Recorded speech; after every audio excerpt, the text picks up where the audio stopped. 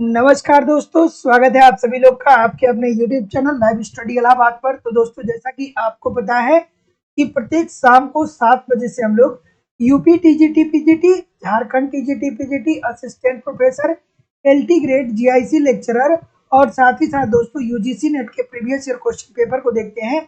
और साथ ही साथ इस सेशन में दोस्तों हम लोग ऐसे प्रश्नों का भी समावेश करते हैं जो प्रश्न इन परीक्षाओं के दृष्टिकोण से महत्वपूर्ण है। वही दोस्तों, इकोनॉमिक्स की जो हमारी दूसरी क्लास होती है वो लाइव स्टडी इलाहाबाद के मोबाइल एप्लीकेशन पे होती है। वहां पे ए टू जेड दोस्तों कंप्लीट इकोनॉमिक्स के कॉन्सेप्ट को हम लोग पढ़ते हैं, क्योंकि जब तक आपका कॉन्सेप्ट क्लियर नहीं होगा तब तक तो दोस्तों आपको ऑब्जेक्टिव क्वेश्चन को सॉल्व करने में बहुत सारी कठिनाइयों का सामना करना पड़ता है। तो दोस्तों, आपके इसी रिक्वायरमेंट को ध्यान में रखते हुए यूपी टीजीटी पीजीटी के लिए अलग बैच है, झारखंड टीजीटी के लिए अलग बैच है। यहाँ पे दोस्तों आपको ए टू जेड सभी इकोनॉमिक्स के कॉन्सेप्ट पढ़ाए जा रहे हैं। साथ ही साथ दोस्तों आपको इकोनॉमिक्स के कंप्लीट नोट्स भी प्रोवाइड किए जा रहे हैं, क्योंकि इकोनॉमिक्स के नोट्स के साथ एक समस्या होती है कि या तो नोट्स मिलते नहीं है या मिल भी जाते हैं तो समझ में नहीं आता है पढ़ना क्या है छोड़ना क्या है। तो सिंपल सटीक भाषा में आपको नोट्स दिया जा रहा है। बहुत सारे टेस्ट सीरीज यहाँ पे प्रोवाइड किए जा रहे हैं, जिसके माध्यम से आप टेस्ट देंगे और आपको समझ में आ पाएगा कि आपकी तैयारी कैसी चल रही है और आपके एग्जाम में किस प्रकार के प्रश्न बनते हैं। साथ ही साथ करंट भी आपका कवर करा दिया जाएगा और वैलिडिटी आपको आपकी लाइफ टाइम है और प्रीवियस ईयर के क्वेश्चन पेपर भी आपको मिलेंगे। इट मीन्स दोस्तों ये मेरी जिम्मेदारी है कि जितने भी तरीके से आपकी तैयारी हो सकती है उतने तरीके से आपको तैयार किया जाए। वैलिडिटी आपको लाइफ टाइम है, इट मीन्स एक बार एडमिशन लेते हैं तो आप हमारे साथ तब तक बने रहेंगे जब तक कि आपका सिलेक्शन नहीं हो जाता है। एडमिशन फीस केवल और केवल 2000 रुपये है दोस्तों। 2000 रुपये आपको इस नंबर पे पेमेंट करने होंगे 9415 863 873 पे। गूगल पे, फोन पे या पेटीएम के माध्यम से आप पेमेंट करेंगे और इसका स्क्रीनशॉट आपको इसी व्हाट्सएप नंबर पे सेंड करना होगा। कोई भी इंक्वायरी होगी तो इस नंबर पे आप कॉल या व्हाट्सएप पे कर लीजिएगा। दोस्तों, जिन लोगों ने भी कॉन्सेप्ट की क्लास ज्वाइन की है या जो लोग भी ज्वाइन करने वाले हैं, एटलीस्ट 1 आवर आप रोज क्लास को देखते रहिए, मतलब कॉन्सेप्ट वाली क्लास को 40 मिनट आप नोट्स को पढ़ते रहिए, एक प्रीवियस ईयर क्वेश्चन पेपर को रोज देखते रहिए और एक टेस्ट पेपर को रोज अटेम्प्ट करते रहिए। यूट्यूब पे क्लास आप रोज देखते रहिए, सब कुछ आपका कवर हो जाएगा। कहीं भी इधर उधर से कुछ कलेक्ट करने की जरूरत नहीं पड़ेगी। जैसा कि मैंने बताया, झारखंड टीजीटी का भी बैच प्रारंभ है, बिल्कुल नया बैच है दोस्तों। यहाँ पे आपके सिलेबस के अनुसार सारे कॉन्सेप्ट पढ़ाए जाएंगे, अर्थात वीडियो क्लासेस होगी, नोट्स होगा, टेस्ट सीरीज होगा, प्रीवियस ईयर के क्वेश्चन पेपर होंगे और झारखंड स्पेशल भी कवर करवाया जाएगा। एडमिशन फीस 2000 रुपये है। 2000 रुपये इस नंबर पे पेमेंट करके आप एडमिशन ले सकते हैं। इकोनॉमिक्स का संपूर्ण नोट्स भी उपलब्ध है। अगर जो आपको केवल नोट्स चाहिए तो लाइफ टाइम वैलिडिटी के साथ एप्लीकेशन पे आपको नोट्स मिल जाएगा। डिस्क्रिप्शन बॉक्स में मोबाइल एप्लीकेशन का लिंक दिया गया है, एप्लीकेशन को डाउनलोड कर लीजिए और वहां से डायरेक्ट भी आप परचेज कर सकते हैं। टेस्ट पेपर तैयार कर दिया गया है, टेस्ट दीजिए, अपना इवेल्युएशन करिए कि आपकी तैयारी कैसी चल रही है। यहाँ पे 10 टेस्ट पेपर आपको मिलते हैं और साथ ही साथ उसका आंसर की भी आपको मिलेगा और 1250 प्रश्नों की पीडीएफ भी मिलेगी। लेकिन अगर जो आप कॉन्सेप्ट की क्लास ज्वाइन करते हैं तो अलग से आपको ना ही टेस्ट सीरीज, ना ही नोट्स, ना ही प्रीवियस ईयर के क्वेश्चन पेपर, ना ही करंट, कुछ भी अलग से परचेज करने की जरूरत नहीं पड़ेगी। सारी चीजें आपको कॉन्सेप्ट वाली क्लास में दी जाएगी। बिल्कुल ठीक है। Good evening everybody. चलिए अब हम लोग मूव करेंगे अपने सेशन की तरफ और आज के सेशन का पहला प्रश्न ये रहा कि निम्नलिखित कथनों में से कौन स्वतंत्र अंतरराष्ट्रीय व्यापार के संदर्भ में सत्य है। चलिए भाई बताइए इस प्रश्न का उत्तर। अब देखिए, यहाँ पे आपको प्रश्न को अटेम्प्ट करने के लिए सबसे पहले तो बात ये जानना चाहिए कि अच्छा सर, यहाँ पे दिया गया है स्वतंत्र अंतरराष्ट्रीय व्यापार। स्वतंत्र अंतरराष्ट्रीय व्यापार के अंतर्गत आखिरकार होता क्या है और इसका समर्थन किन्होंने किन्होंने किया था। तो स्वतंत्र व्यापार क्या होता है कि जब हम आयात और निर्यात पे कोई भी हस्तक्षेप नहीं करेंगे, खुली अर्थव्यवस्था होगी, आप हमारे देश में आइए, व्यापार करिए, हम आपके देश में जाकर के व्यापार करेंगे। और सबसे पहले इसका समर्थन किसने किया था? एडम स्मिथ साहब ने किया था। उसके बाद रिकार्डो साहब आते हैं, हैबरलर साहब आते हैं। ये सभी लोग क्या करते हैं? स्वतंत्र व्यापार की बात करते हैं। तो कौन सा सही होगा? बिल्कुल ठीक है, ऑप्शन नंबर डी सभी लोग बोल रहे हैं, बिल्कुल ठीक बोल रहे हैं कि मुक्त व्यापार संसाधनों के अनुकूलतम प्रयोग को प्रेरित करता है। बिल्कुल ठीक है, जो मुक्त व्यापार होता है ये संसाधनों के अनुकूलतम प्रयोग को प्रेरित करता है। हमारे देश में जो संसाधन है उस संसाधन से हम क्या करेंगे, उत्पादन करके उसको अंतरराष्ट्रीय बाजार में बेचेंगे। बिल्कुल ठीक है। मुक्त व्यापार एकाधिकार के सृजन को रोकता है। अगर जो मुक्त व्यापार होगा तो बाजार क्या होगा दोस्तों की बहुत बड़ा हो जाएगा। एक देश दूसरे देश से व्यापार करेगा या एक राज्य दूसरे राज्य से व्यापार करेगा, तो ऐसी स्थिति में एकाधिकार की स्थिति क्या होगी, ना के बराबर होगी, क्योंकि वहां पे बहुत सारे लोग होंगे। बिल्कुल ठीक है। और मुक्त व्यापार औद्योगिक संरचना का विविधीकरण भी करवाता है। बिल्कुल सही है। तो जितने लोग भी डी बोल रहे हैं सभी लोग का उत्तर बिल्कुल सही है। अगला प्रश्न, आय में परिवर्तन और निर्यात में परिवर्तन के अनुपात को कहते हैं। जो लोग कॉन्सेप्ट की क्लास पढ़ रहे हैं, मैंने कल ही या परसों आपको एप्लीकेशन पे ये कॉन्सेप्ट पढ़ाया था, ठीक है, कि आय में परिवर्तन और निर्यात में परिवर्तन के अनुपात को क्या कहते हैं। क्या उत्तर होगा भाई? बिल्कुल ठीक है, बिल्कुल ठीक है, ठीक है। विक्रम सिंह जी पूछ रहे हैं, क्या पूछ रहे हैं विक्रम सिंह जी? रुकिए मैं आपके कमेंट को पढ़ रहा हूँ। सर, अगर आयोग ने कोई क्वेश्चन का आंसर सही माना है, नहीं किया है, तो क्वेश्चन रिपीट होने पर कौन सा आंसर दोबारा लेंगे? देखिए, आयोग ने जिस प्रश्न का उत्तर पहले माना है, ठीक है, पिछले परीक्षा में माना है, वही उत्तर अगले परीक्षा में भी मानेगा। ठीक है, अगर जो सदस्य सेम रहे और अध्यक्ष उसके क्या रहे, सेम रहे, तो मतलब जो चेयरमैन होते हैं। ठीक है, अगर जो ये लोग बदलते हैं तो उसके बाद थोड़ा बहुत इधर उधर हो सकता है, हालांकि अमूमन ऐसा देखा नहीं जाता है। तो क्या उत्तर होगा भाई? ऑप्शन नंबर, जैसा कि मैं देख पा रहा हूं, आय में परिवर्तन निर्यात में परिवर्तन के अनुपात को कहते हैं। आय में परिवर्तन और निर्यात में परिवर्तन के अनुपात को बोलते हैं। तो जैसा कि मैं देख पा रहा हूँ, क्या बोल रहे हैं आप लोग? ये बोल रहे हैं ना, विदेशी व्यापार गुणक कर रहे हैं ना, सभी लोग का उत्तर यहाँ पे बिल्कुल ठीक हो जाएगा। विदेशी व्यापार गुणक हमें क्या बताता है भाई? यही तो बताता है ना कि निर्यात में अगर जो वृद्धि होती है तो उसके परिणाम स्वरूप राष्ट्रीय आय में वृद्धि होती है। ठीक है, विदेशी व्यापार गुणक हमें क्या बताता है? बताता है कि अगर जो निर्यातों में वृद्धि होती है तो उसके परिणाम स्वरूप जो हमारी जो राष्ट्रीय आय होती है उसमें वृद्धि होगी, क्योंकि जब निर्यात होगा तो भैया हम अपनी वस्तु को दूसरे देश में बेचेंगे, उससे हमको क्या होगा? लाभ होगा, हमको विदेशी मुद्रा प्राप्त होगी, विदेशी मुद्रा प्राप्त होगी तो हमारे राष्ट्रीय आय में वृद्धि होगी, हमारा उत्पादन का भी स्तर क्या होता चला जाएगा? बढ़ता चला जाएगा। अगला प्रश्न ये रहा, ठीक है, इस प्रश्न का उत्तर करिए। चलिए,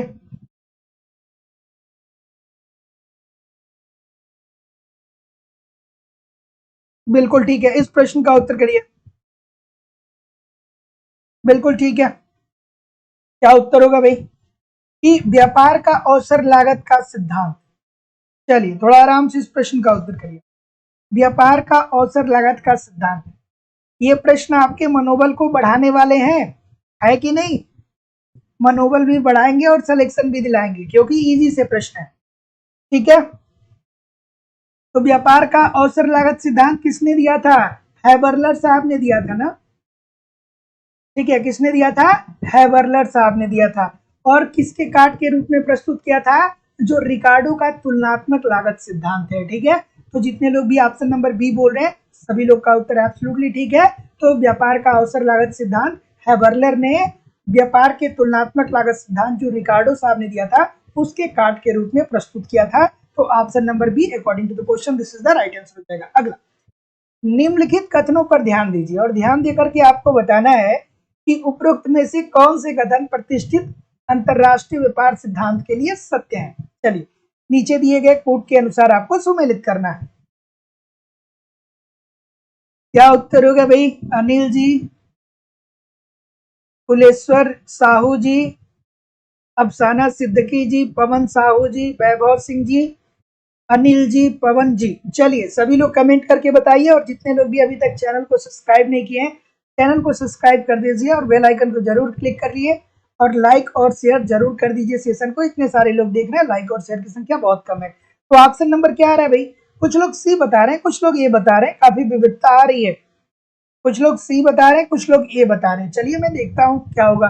तो देखिए, निम्नलिखित कथनों पे आपको ध्यान देना है और ध्यान देके ये बताना है कि जो ये प्रतिष्ठित अंतरराष्ट्रीय व्यापार सिद्धांत के लिए कौन सी बातें ठीक है। ठीक है, प्रतिष्ठित अंतरराष्ट्रीय व्यापार सिद्धांत के लिए कौन सा सत्य है? तो देखिए पढ़ते हैं कि श्रम उत्पादन का एकमात्र साधन है। बिल्कुल ठीक है भैया, एडम स्मिथ साहब, रिकार्डो साहब, बिल्कुल ठीक है। ये कहते हैं कि जो श्रम है ये केवल और केवल उत्पादन का एकमात्र साधन है।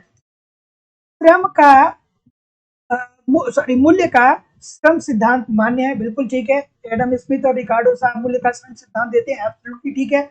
और देश के अंदर श्रम पूर्ण गतिशील है। बिल्कुल ठीक है, देश के अंदर जो है ना वो श्रम क्या है, पूर्ण रूप से गतिशील है। और व्यापाररत देशों के मध्य श्रम पूर्ण गतिशील है। नहीं भैया, वो देश के अंतर्गत बोलते हैं, देश के बाहर नहीं बोलते हैं। तो ये वाली बात तो गलत हो जाएगी। तो जितने लोग भी सी बोल रहे हैं सभी लोग का उत्तर यहाँ पे बिल्कुल ठीक हो जाएगा। अगला, ठीक है, अंतरराष्ट्रीय व्यापार अब विकास का इंजन नहीं रहा। देखिए कितना प्यारा सा प्रश्न है, कितना बेहतरीन सा प्रश्न है। हैबरलर साहब ने कहा था कि अंतरराष्ट्रीय व्यापार विकास का इंजन है। अर्थात अगर जो कोई देश विकास कर रहा है तो उसका सबसे प्रमुख बात क्या होगी कि वो अंतरराष्ट्रीय व्यापार कर रहा है। ये बात तो कही थी हैबरलर ने। हैबरलर ने कहा था कि अंतरराष्ट्रीय व्यापार विकास का इंजन नहीं है। लेकिन अब ये बात किसने कह दी कि अंतरराष्ट्रीय व्यापार अब विकास का इंजन नहीं है? किसने कहा था भाई, बता दीजिए मुझे। छोटी सी बात है। ऑप्शन नंबर जैसा कि मैं देख पा रहा हूँ जैकब वाइनर की तरफ जा रहे हैं। तो जे वाइनर जितने लोग भी बोल रहे हैं, जैकब वाइनर की बात जितने लोग भी कर रहे हैं, सभी लोग का उत्तर यहाँ पे बिल्कुल ठीक है। तो ये दोनों बातें आपको याद रखनी है कि अंतरराष्ट्रीय व्यापार विकास का इंजन है। ये बात हैबरलर साहब ने कहा था और इनके काट के रूप में वाइनर ने कहा कि अंतरराष्ट्रीय व्यापार अब विकास का इंजन नहीं रहा है। मतलब अंतरराष्ट्रीय व्यापार के द्वारा विकास को क्या कर सकते हैं, शामिल अंतरराष्ट्रीय व्यापार के द्वारा हम विकास नहीं कर सकते। अगला प्रश्न, अंतरराष्ट्रीय व्यापार में एक गतिशील और विकासशील देश की विशेषता उसके द्वारा नव परिवर्तन की दर से जानी जाती है। उसमें क्या क्या सम्मिलित हो सकता है? चलिए ठीक है। लाल बहादुर जी कह रहे हैं सर आज बहुत कूल माइंड से क्लास को आगे बढ़ा रहे हैं। क्यों भाई, क्लास तो रोज होती है, थोड़ा बहुत इंसान का माइंड सेट हमेशा अलग अलग होता है। बट मैं प्रयास करता हूँ कि आप लोग के सामने हमेशा कूल ही रहूं। कभी गुस्साता थोड़ी हूं मैं गुस्साता तो हूं नहीं। मैं कभी कभी कभी गुस्सा आता है, हमेशा नहीं आता है। चलिए बताइए इस प्रश्न का उत्तर क्या होगा? ऑप्शन नंबर जैसा कि मैं देख पा रहा हूँ, कुछ लोग सी बता रहे हैं, कुछ लोग ए बता रहे हैं। बिल्कुल ठीक है, सी वाले कितने लोग हैं? सी वाले कितने लोग हैं? ठीक है, तो ये कह रहा है कि सर जी नवीन वस्तुओं के एवं उत्पादन प्रक्रिया की संख्या जो देश प्रतिवर्ष अपनाता है। बात तो भाई बिल्कुल ठीक है। देश के द्वारा आधुनिक तकनीकी के आयात करने तथा अनुकूल करने की गति। मैं कितनी बार आप लोगों को बताऊं, मैं कितनी बार बताऊं, एक बार नहीं मैं बहुत बार बताया हूं। फिर सी क्यों कर रहे हैं भाई, सी क्यों कर रहे हैं? अगर जो देखिए आप आधुनिक तकनीकी दूसरे देश से मंगा रहे हैं ना, तो ये आपका नव परिवर्तन नहीं है।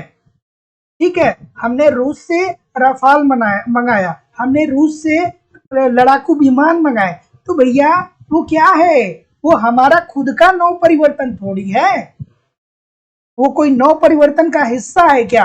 और यहाँ पे कह रहा है कि उसके द्वारा नव परिवर्तन के दर से की जानी चाहिए। तो नव परिवर्तन अगर जो किसी टेक्नोलॉजी का आप आयात कर रहे हैं, दूसरे देशों से कुछ मंगा रहे हैं, तो वो नव परिवर्तन नहीं है भाई। ठीक है, क्योंकि क्यों नहीं है, क्यों नहीं है? क्योंकि रूस ने भाई लड़ाकू विमान आज से 5 साल पहले ही बना लिया था, और वही 5 से 10 साल पहले वाली जो टेक्नोलॉजी है वो आज भारत को दे रहा है। तो भैया विश्व बाजार में तो वो बहुत पुरानी टेक्नोलॉजी है, हमारे पास नया है वो बात अलग है, लेकिन विश्व बाजार में तो वो बहुत पुरानी टेक्नोलॉजी है। अब उसने उससे कई गुना बेहतर लड़ाकू विमान बना लिए हैं। तो ऑप्शन नंबर ए होगा ना।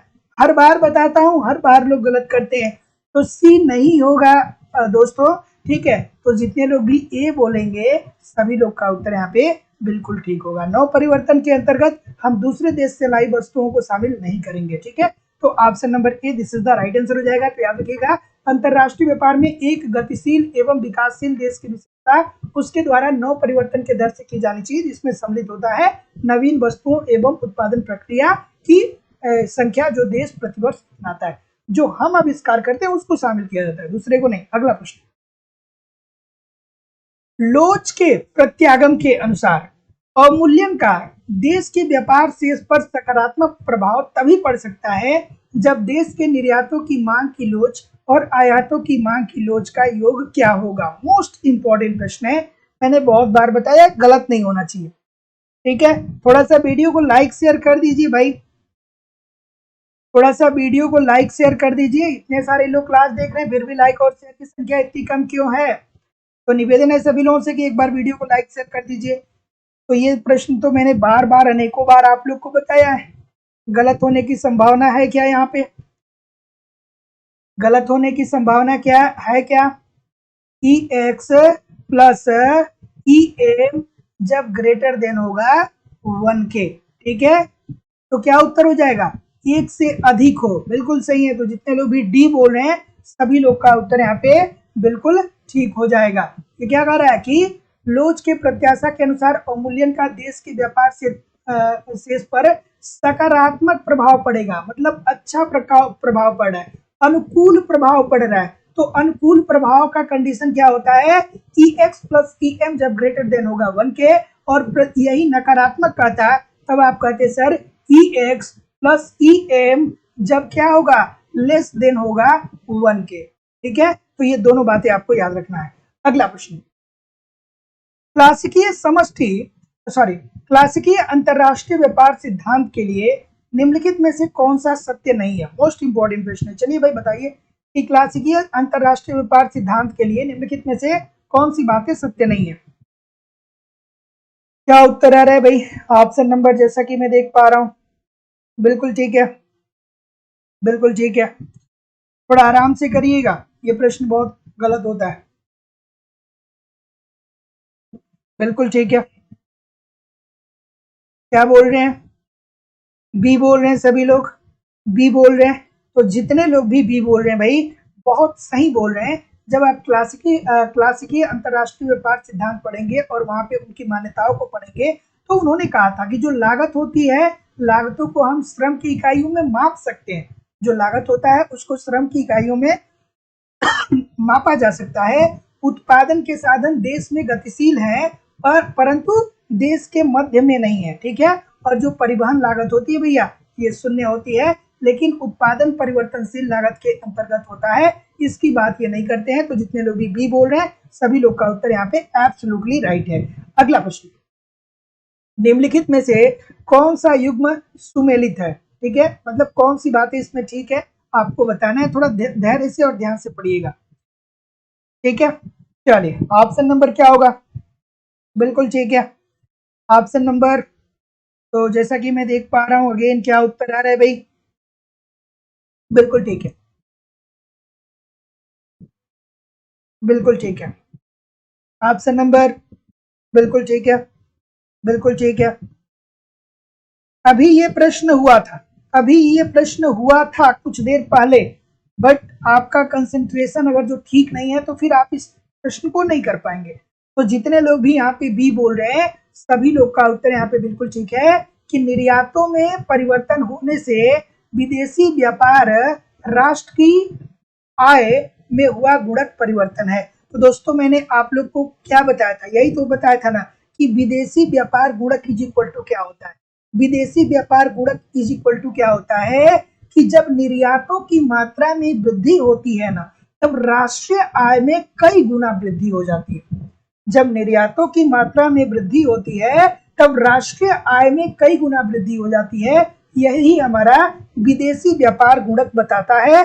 तो जितने लोग भी बी बोल रहे हैं सभी लोग का उत्तर यहाँ पे बिल्कुल ठीक है। Delta Y upon delta X के माध्यम से इसे हम क्या कर देते हैं दोस्तों? प्रदर्शित करते हैं। तो option number B according to the question this is the right answer हो जाएगा। तो याद रखिएगा कि विदेशी व्यापार गुणक हमें ये बताता है कि जब निर्यातों की मात्रा में वृद्धि होती है तो राष्ट्रीय आय में कई गुना वृद्धि आ जाती है। इट मीन्स कि जब आप अपने देश में निर्मित वस्तुओं का दूसरे देश में क्या करेंगे?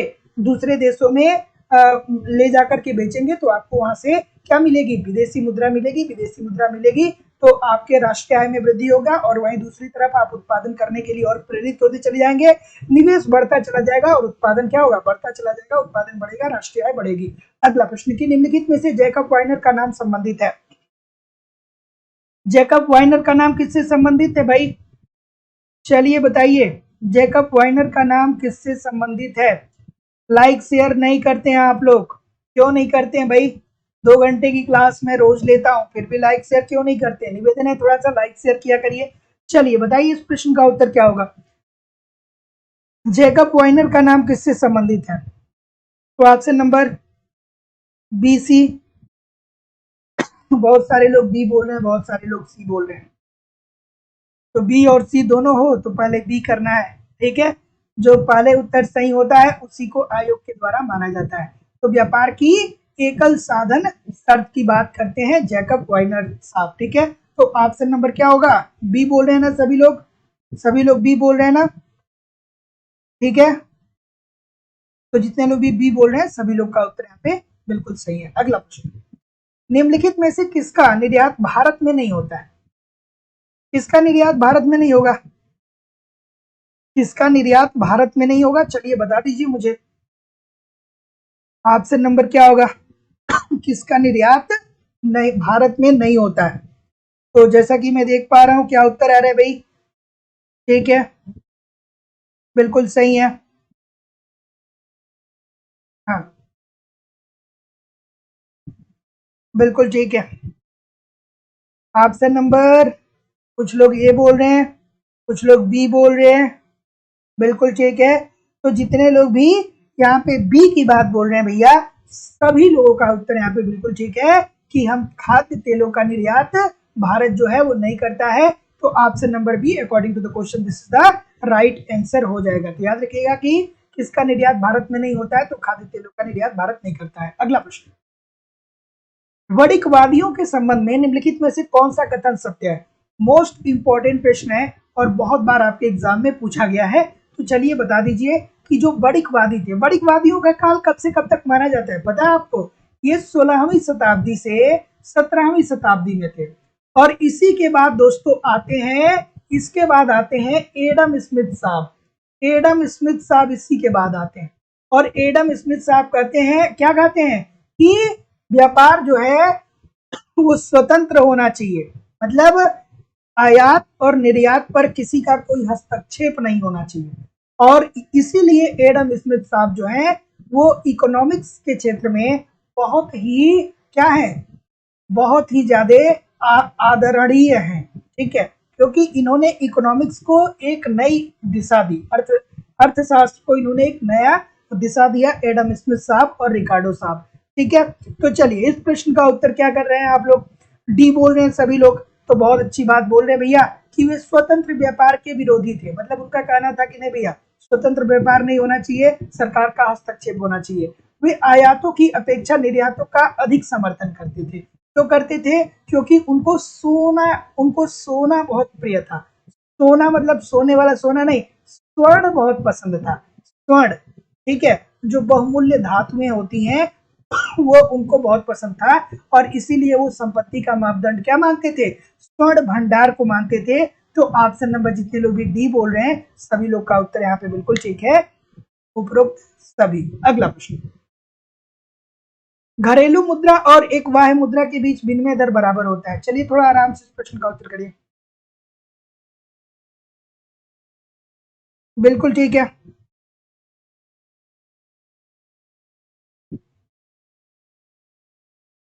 इस प्रश्न का उत्तर करिए। चलिए, घरेलू मुद्रा और एक बाह्य मुद्रा के बीच विनिमय दर बराबर होता है, क्या उत्तर होगा भाई, इजी सी बात है, गलत नहीं होना चाहिए, गलत नहीं होना चाहिए, बिल्कुल ठीक है, बी बोल रहे हैं सभी लोग, सभी लोग बी बोल रहे हैं, सभी लोग बी बोल रहे हैं। अगर जो बी बोल रहे हैं भाई तो सभी लोग ठीक ही बोल रहे हैं।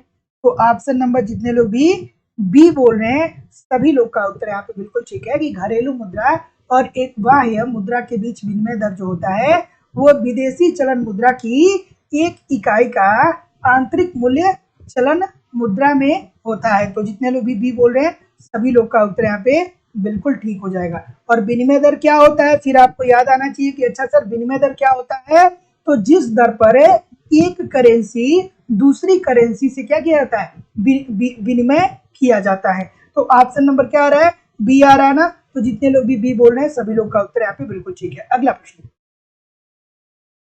किस स्थिति में अंतरराष्ट्रीय व्यापार नहीं होगा। बहुत प्यारा सा प्रश्न है। ये बताइए कि एक देश दूसरे देश से व्यापार किस स्थिति में नहीं करेंगे। मोस्ट इंपॉर्टेंट प्रश्न है, बहुत प्यारा सा प्रश्न है। और दोस्तों जो लोग भी हमारे साथ यूपी से जुड़े हैं या झारखंड से जुड़े हैं, तो मैं आपको बता दूं कि लाइव स्टडी इलाहाबाद के मोबाइल एप्लीकेशन पे आपके रिक्वायरमेंट के अनुसार सारी चीजें मेरे द्वारा प्रोवाइड कराई जा रही हैं। ए टू जेड इकोनॉमिक्स के कॉन्सेप्ट आपको वहां पे पढ़ाए जा रहे हैं। जब आपके कॉन्सेप्ट क्लियर होंगे तो ये ऑब्जेक्टिव क्वेश्चन को सॉल्व करने में आपको कोई समस्या नहीं होगी। साथ ही साथ ए टू जेड इकोनॉमिक्स के सभी नोट्स भी आपको प्रोवाइड किए जा रहे हैं। इसके अतिरिक्त बहुत सारे टेस्ट सीरीज दिए जा रहे हैं। टेस्ट सीरीज देकर के अपना इवेल्युएशन करेंगे और आपको बहुत सारे वहां पे ऑब्जेक्टिव क्वेश्चन मिल पाएंगे। साथ ही साथ प्रीवियस ईयर के क्वेश्चन पेपर और करंट भी आपका कवर करा दिया जाएगा। तो झारखंड टीजीटी पीजीटी के लिए अलग बैच है, यूपी टीजीटी के लिए अलग बैच है। सब कुछ मेरे द्वारा कवर कराया जा रहा है, कहीं भी इधर उधर से कुछ आपको कलेक्ट करने की जरूरत नहीं पड़ेगी। एडमिशन जो है दोस्तों वो आपका ओपन है। एडमिशन की जो फीस है वो केवल और केवल 2000 रुपए है। 2000 रुपए आपको इस नंबर पे पेमेंट करना होगा, गूगल पे, फोन पे या पेटीएम के माध्यम से, और इसका स्क्रीनशॉट आपको इसी व्हाट्सएप नंबर पे सेंड करना होगा। कोई भी इंक्वायरी होगी तो इस नंबर पे कॉल या व्हाट्सएप मैसेज कर सकते हैं। अब देखिए दोस्तों, ये जो प्रश्न है ना वो क्या है कि विवादों से भरा हुआ है। ठीक है, ये जो प्रश्न है वो विवादों से भरा हुआ है। किस स्थिति में अंतरराष्ट्रीय व्यापार नहीं होगा। तो भैया एक बार, ठीक है, देखिए माध्यमिक शिक्षा चयन बोर्ड, लोक सेवा आयोग, ये क्या है दोस्तों, ये क्या करते हैं कि कभी कभी उत्तर को बदलते रहते हैं। तो जो माध्यमिक शिक्षा चयन बोर्ड है ना, उन्होंने कहा था कि भैया जो अंतरराष्ट्रीय व्यापार होगा ना वो बढ़ती हुई लागतों के अंतर्गत नहीं होगा। जब वस्तुओं की लागतों में वृद्धि हो, उत्पादन लागतों में वृद्धि होने लगेगी, तब ऐसी स्थिति में अंतरराष्ट्रीय व्यापार नहीं होगा। इसलिए कि अंतरराष्ट्रीय व्यापार के अंतर्गत बहुत सारे कंपटीटर होते हैं। तो उन्होंने जो उत्तर दिया है वो ऑप्शन नंबर बी दिया। ठीक है, तो जितने लोग भी यहाँ पे बी कर रहे हैं, तो आयोग ने जो उत्तर माना है वो ऑप्शन नंबर बी माना है। तो इस बात को ध्यान में रखिएगा। ठीक है, और वही मैं एक शायद छत्तीसगढ़ या झारखंड असिस्टेंट, सॉरी छत्तीसगढ़ या उत्तराखंड असिस्टेंट प्रोफेसर का मैं दे रहा था पेपर, तो वहां पे उन्होंने स्थिर लागत को बताया है। तो ऑप्शन नंबर बी, आपको पीजीटी का एग्जाम देना है तो बी मान के आप चलिए। ठीक है, क्योंकि उन्होंने बी ही माना है। अगला प्रश्न है कि व्यापार की तुलनात्मक लागत सिद्धांत की मुख्य मान्यता क्या है। बिल्कुल ठीक है, इस प्रश्न का उत्तर करिए कि व्यापार की तुलनात्मक लागत सिद्धांत की मुख्य मान्यता क्या है। चलिए भाई, फिर आपको याद आना चाहिए कि व्यापार का तुलनात्मक लागत सिद्धांत किसने दिया था, डेविड रिकार्डो साहब ने दिया था। छोटी सी बात है, अब इनकी मान्यता क्या है आपको बताना है कि मुख्य मान्यता क्या है। ठीक है, ऑप्शन नंबर, बिल्कुल ठीक है, बिल्कुल ठीक है। ऑप्शन नंबर जैसा कि मैं देख पा रहा हूं, क्या बोल रहे हैं, बी बोल रहे हैं, कुछ लोग सी बोल रहे हैं, कुछ लोग बी, कुछ लोग सी बोल रहे हैं। तो जितने लोग भी क्या बोल रहे हैं, सी बोल रहे हैं यहाँ पे, तो जितने लोग भी सी बोल रहे हैं सभी लोग का उत्तर यहाँ पे बिल्कुल है कि व्यापार की तुलनात्मक लागत सिद्धांत, जिसको किसने दिया था, डेविड रिकार्डो साहब ने दिया था, उसकी मुख्य मान्यता यह है कि दो देशों के बीच साधन जो है वो अगतिशील है। साधनों की अगतिशीलता के कारण ही अंतरराष्ट्रीय व्यापार होता है। ये बात अपनी मान्यता के अंतर्गत किसने कहा था, डेविड रिकार्डो साहब ने कहा था। तो ऑप्शन नंबर सी, जितने लोग भी बोल रहे हैं सभी लोग का उत्तर बिल्कुल ठीक है। और इनकी मान्यता आपको याद आना चाहिए कि भैया ये 2x2 मॉडल है। ये बहुत बार पूछा गया है कि 2x2 मॉडल किसका है, तो भैया ये रिकार्डो साहब का है। इन्होंने कहा था कि श्रम ही उत्पादन का एकमात्र साधन है।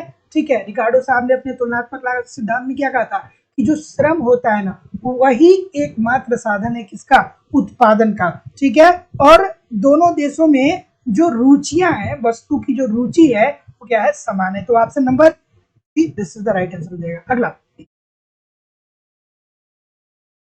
कि जेएस मिल के अनुसार अंतरराष्ट्रीय व्यापार में विनिमय दर अनुपात का निर्धारण होता है। चलिए बताइए इस प्रश्न का उत्तर। बिल्कुल ठीक है।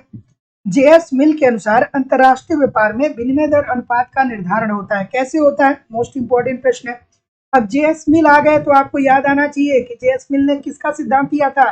पारस्परिक मांग का सिद्धांत किसने दिया था? जेएस मिल साहब ने दिया था। याद आना चाहिए कि जेएस मिल ने कौन सा सिद्धांत दिया था? पारस्परिक मांग का सिद्धांत दिया था। ठीक है, तो क्या उत्तर होगा? तो जैसा कि मैं देख पा रहा हूँ, क्या बोल रहे हैं? बी बोल रहे हैं सभी लोग।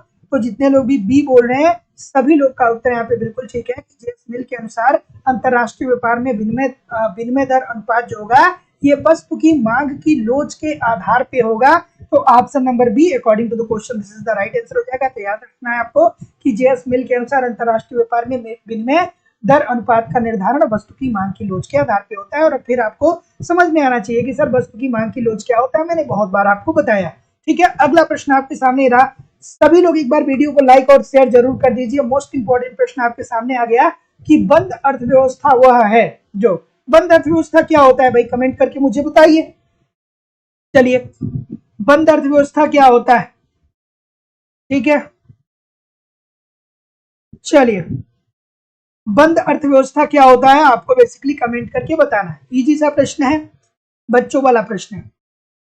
ठीक है, तो जितने लोग भी क्या बोल रहे हैं? बी बोल रहे हैं, बी बोल रहे हैं। एब्सोल्युटली ठीक बोल रहे हैं भैया। बंद अर्थव्यवस्था ऐसी अर्थव्यवस्था होती है जो ना ही किसी देश को निर्यात करे और ना ही आयात करे, कोई भी आर्थिक संबंध न रखे। कौन सा देश इसका उदाहरण है? कमेंट करके मुझे आप बताइए कि वर्तमान समय में बंद अर्थव्यवस्था किस देश की विशेषता है। ठीक है, तो बंद अर्थव्यवस्था वह अर्थव्यवस्था होती है जो किसी अन्य देश से कोई आर्थिक संबंध नहीं रखता है। ठीक है, ना ही आयात करेगा ना ही निर्यात करेगा। चलिए, 101 लोग हुए हैं, क्लास ले रहे हैं, लेकिन लाइक की संख्या देखिए दोस्तों कितनी कम है। तो सभी लोगों से निवेदन है कि एक बार सेशन को लाइक और शेयर जरूर कर दीजिए। इस प्रश्न का उत्तर करिए कि एडम स्मिथ तथा रिकार्डो दोनों ने अपने अंतरराष्ट्रीय व्यापार के सिद्धांत के विश्लेषण में किसको आधार बनाया है?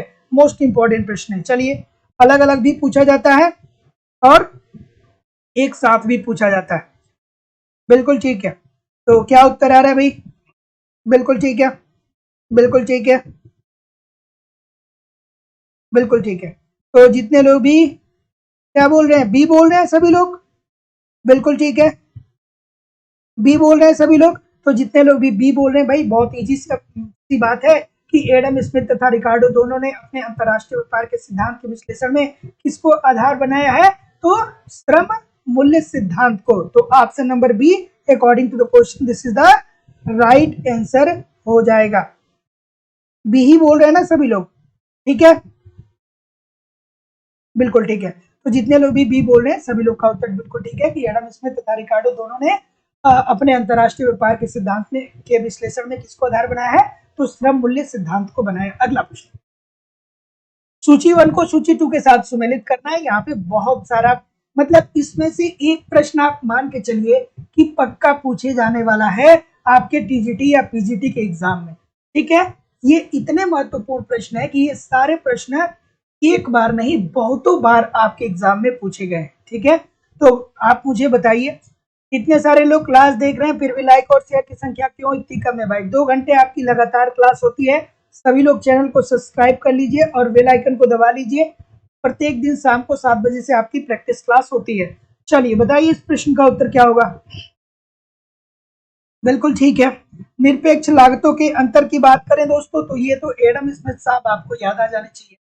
ठीक है, निरपेक्ष लागतों में अंतर की बात करें तो कौन? Adam Smith. ठीक है, लागतों में तुलनात्मक अंतर की बात कौन करता है भैया?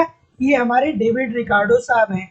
उसके बाद अवसर लागत की बात कौन करता है? रिकार्डो साहब के बाद हैबरलर साहब आते हैं और फिर पारस्परिक मांग का सिद्धांत आता है जेएस मिल का। जो लोग भी कॉन्सेप्ट पढ़ रहे हैं, ये इन चारों महानुभावों को मैंने एक ही लाइन में पढ़ाया था। सबसे पहले आपको एडम स्मिथ पढ़ाया था, एडम स्मिथ साहब के बाद मैंने रिकार्डो को पढ़ाया था, रिकार्डो के बाद मैंने हैबरलर को पढ़ाया था और जेएस मिल को पढ़ाया था। तो ये सारी चीजें आपकी एप्लीकेशन पे पढ़ा दी गई हैं। अब आपको याद आना चाहिए। ठीक है, और नहीं याद आ रहा है तो क्लासेस को दोबारा देखा करिए।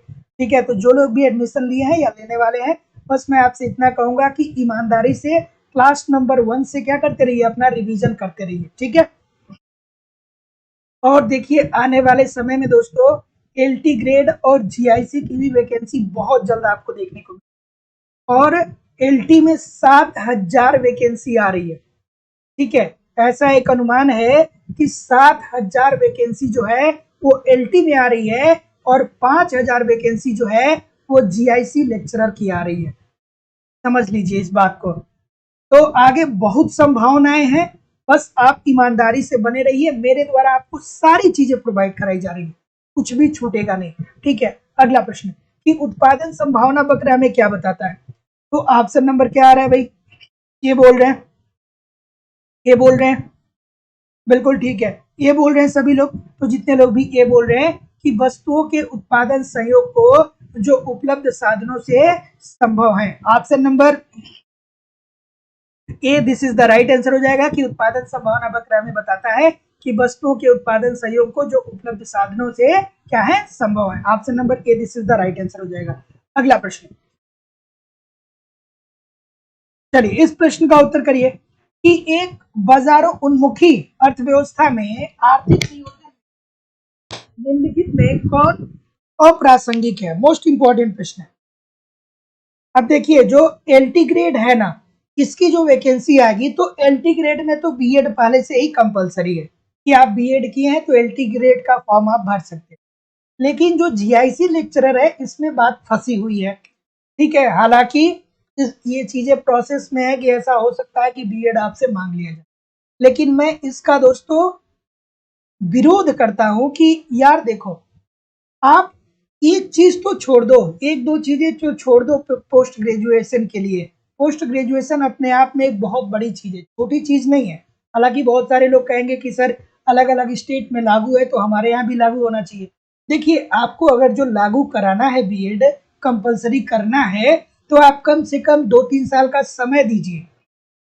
कहिए कि 2025 से या 2024 से कंपलसरी हो जाएगा बीएड आपका पीजीटी में भी, और साथ ही साथ आपका जीआईसी में, तो लोगों को समय मिल जाएगा तो लोग बीएड कर लेंगे। लेकिन आप ऑटोमेटिकली कोई भी अगर जो व्यवस्था लागू करते हैं तो इससे बहुत सारे लोगों को असुविधा उत्पन्न होती है। उत्तर प्रदेश में तो वैसे ही व्यापक रूप से बेरोजगारी फैली है, और बीएड करने के लिए कम से कम 1 लाख रुपए आपको चाहिए। तो जिसकी जो एक तरीके से जिसके परिवार की कुल आय ही 500 रुपए है, वो 1 लाख रुपए देके बीएड अचानक इतना जल्दी कैसे कर पाएगा? तो सरकार को भी इस बारे में थोड़ा सा सोचना चाहिए, है ना। इस प्रश्न का उत्तर करिए। सरकार को इस बारे में जरूर सोचना चाहिए, और अगर जो ऐसा होगा दोस्तों, तो बड़े पैमाने पे क्या होगा, विरोध होगा, है ना। और एक एक दलील दी जाती है, एक दलील दी जाती है कि भाई बीएड इसलिए जरूरी है ताकि जब आप बीएड करते हैं तो आपका इंटर्नशिप लगता है। इंटर्नशिप का मतलब क्या होता है कि आप प्राथमिक विद्यालय में जाते हैं और 1-1.5 महीने पढ़ाते हैं वहां पे, तो आपको अनुभव गेन होता है। तो भाई जब आपको यही कराना है ना, तो आप एमए में ही लागू कर दीजिए कि भैया चलो आप एमए कर रहे हैं तो आप भी जाओ और आप भी पढ़ाने का अनुभव प्राप्त करो। ठीक है, एक काम ये कर सकते हैं। दूसरा काम ये आप ये कर सकते हैं कि चलिए बीएड अगर जो आप कंपलसरी कर रहे हैं, तो जो बीएड की फीस है ना उसको कम कर दीजिए ना, 10,000 कर दीजिए या 5,000 रुपए कर दीजिए। इतना ज्यादा आप फीस लेंगे तो काम कैसे चलेगा? एक सामान्य परिवार का लड़का, मतलब सामान्य से जो बिलो परिवार में रहता है, उसके बस की कहाँ पे बात है। आप फीस कम कर दीजिए, 10 से 5,000 रुपए कर दीजिए। चलिए आगे मूव करेंगे कि एक बाजारों उन्मुखी अर्थव्यवस्था में आर्थिक नियोजन में निम्नलिखित में से कौन अप्रासंगिक है? तो जैसा कि मैं देख पा रहा हूं, क्या उत्तर आ रहा है भाई? ऑप्शन नंबर, हमारे तो गवर्नमेंट के नंबर गए थे बीएड के लिए, ठीक है ना, ठीक है। चलिए इस प्रश्न का उत्तर करिए।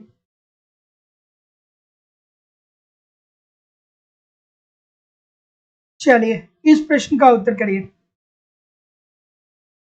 तो ऑप्शन नंबर सी, कुछ लोग ए बोल रहे हैं, कुछ लोग सी बोल रहे हैं। तो जितने लोग भी ए बोल रहे हैं भैया थोड़ा सा ध्यान दीजिएगा, ये बाजारों उन्मुखी अर्थव्यवस्था की बात कर रहा है, अर्थात ये पूंजीवाद की बात कर रहा है, पूंजीवाद की बात कर रहा है।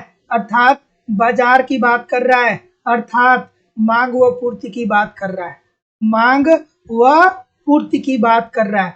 तो भैया देखिए, जब मांग व पूर्ति, देखिए एक बाजारों उन्मुखी अर्थव्यवस्था में आर्थिक नियोजन में निम्नलिखित में से कौन अप्रासंगिक है? तो अप्रासंगिक जो होगा कि किसी सरकार द्वारा आर्थिक नीति, सरकार के द्वारा नीति नहीं अपनाई जाएगी भैया।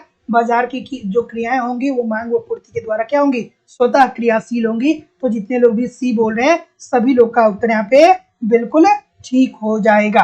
Option number C according to the question this is the right answer हो जाएगा। अगला प्रश्न, थोड़ा सा मैं इसे एडजस्ट कर देता हूँ,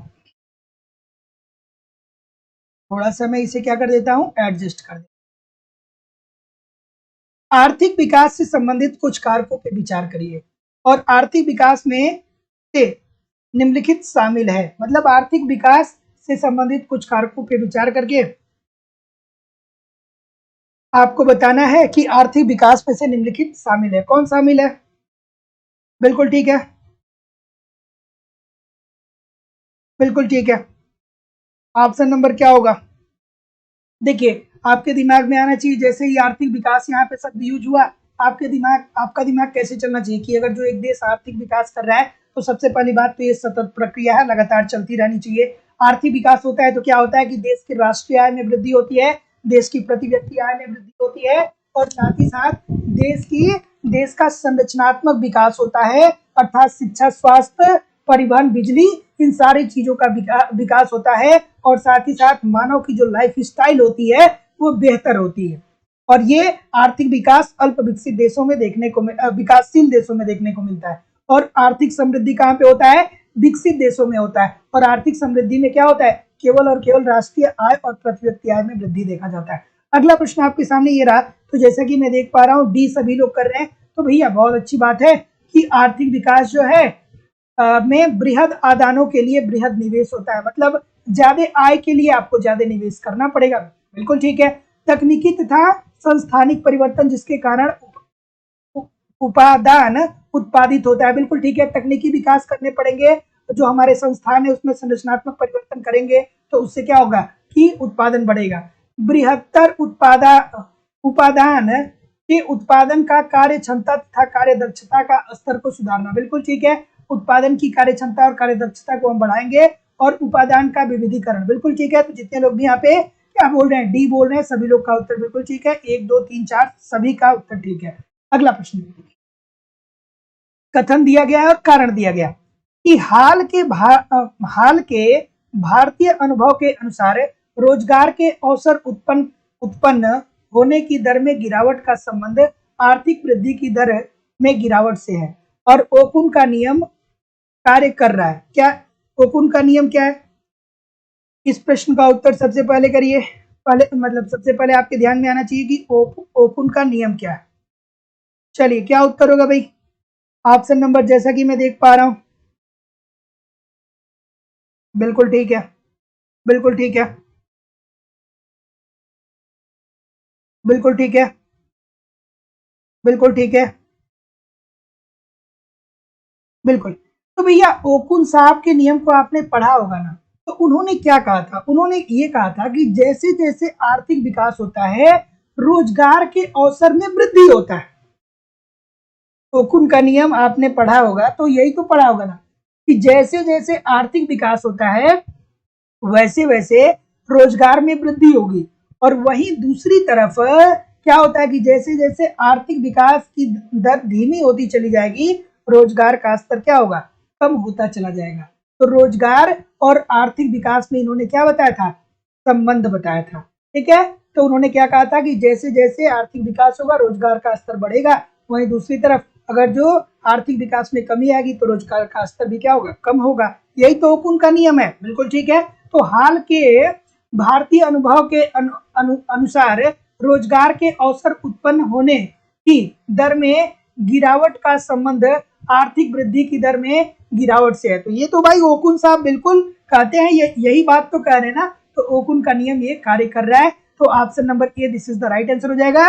ए और आर दोनों सही है और आर एक ही सही व्याख्या भी कर रहा है। अगला प्रश्न, अप्रैल 1999 में जवाहर रोजगार योजना का नया नाम क्या है?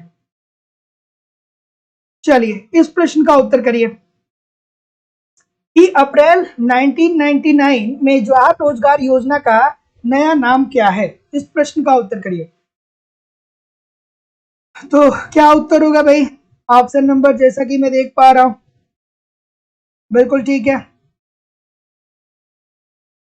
तो ऑप्शन नंबर ए बोल रहे हैं कुछ लोग, और कोई भाई? और कोई? बिल्कुल ठीक है, ए बोल रहे हैं, ए बोल रहे हैं। तो जितने लोग भी ए बोल रहे हैं सभी लोग का उत्तर यहाँ पे बिल्कुल ठीक है, जवाहर ग्राम समृद्धि योजना। तो अप्रैल 1999 में जवाहर रोजगार योजना का नया नाम जो पड़ा वो जवाहर ग्राम समृद्धि योजना पड़ा। तो option number A according to the question this is the right answer हो जाएगा। अगला प्रश्न, निम्नलिखित में से कौन राज्य का विकास व्यय नहीं है? मतलब कौन सा ऐसा व्यय है जो राज्य के विकास व्यय के अंतर्गत नहीं आएगा? चलिए थोड़ा आराम से करिएगा इस प्रश्न का उत्तर। क्या उत्तर होगा? बिल्कुल ठीक है।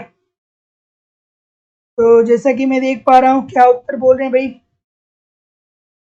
चलिए अमरेश यादव जी, सोमपाल जी, रामजीत यादव जी, रत्नेश कुमार जी, शुक्ला जी, दीक्षा सिंह जी, सुनीता जी, अफसाना सिद्दीकी, कविता जी, विकास जी, अनिल जी, लाल बहादुर जी, दीक्षा जी, राहुल पांडे जी। चलिए इस प्रश्न का उत्तर करिए। तो जैसा कि मैं देख पा रहा हूँ सी आप लोग बोल रहे हैं, ऋण सेवाएं बोल रहे हैं। तो एब्सोल्युटली भाई ऋण सेवाएं जितने लोग भी बोल रहे हैं सभी लोग का उत्तर यहाँ पे बिल्कुल ठीक होगा। विकास व्यय के अंतर्गत ऋण जो सेवाएं हैं, जो ऋण देने की सेवा है वो कहाँ विकास के अंतर्गत आएगा? जब आप ऋण दे देंगे भैया तो वो पैसा एक तरीके से सरकार क्या कर रही है, बचत कर ले रही है, मतलब पैसा उसके पास सेफ है, वो भविष्य के लिए है। तो भैया ये विकास व्यय थोड़ी है। Option number C this is the right answer. अगला, धारणीय विकास इनमें से किसको संबोधित है? चलिए धारणीय विकास इनमें से किसको संबोधित है? बेसिकली आपको बताना है कि धारणीय विकास क्या होता है। चलिए क्या उत्तर होगा भाई? धारणीय विकास ऑप्शन नंबर बिल्कुल ठीक है। तो जैसा कि मैं देख पा रहा हूं, क्या बोल रहे हैं? सी बोल रहे हैं, सी बोल रहे हैं, बिल्कुल ठीक है। तो देखिए दोस्तों कि 1982 के दशक में 1982 के दशक में विश्व पर्यावरण एवं विकास आयोग के द्वारा आवर कॉमन फ्यूचर नामक एक रिपोर्ट जारी किया गया और उसी में दोस्तों धारणीय विकास की बात की गई थी और उसमें कहा गया कि हमको आगामी पीढ़ियों की आवश्यकताओं से समझौता किए बिना वर्तमान पीढ़ी की आवश्यकताओं के बारे में सोचना है। मतलब वर्तमान पीढ़ी को विकास तो करना ही करना है, लेकिन साथ ही साथ हमको भविष्य में आने वाली पीढ़ियों के बारे में भी सोचना है, ताकि हम विकास में इतना अपने विकास को करने के चक्कर में हम कहीं पर्यावरण को क्षति न पहुंचा दें, कहीं हम जल का प्रदूषण न कर दें, कहीं हम वायु का प्रदूषण न कर दें। और यही कारण है दोस्तों कि पूरा विश्व जो है वो सौर ऊर्जा की तरफ अपना क्या कर रहा है कि ध्यान केंद्रित कर रहा है। कोयला को हटा करके क्या कर रहा है कि सौर ऊर्जा की तरफ अपने ध्यान को केंद्रित कर रहा है। ठीक है।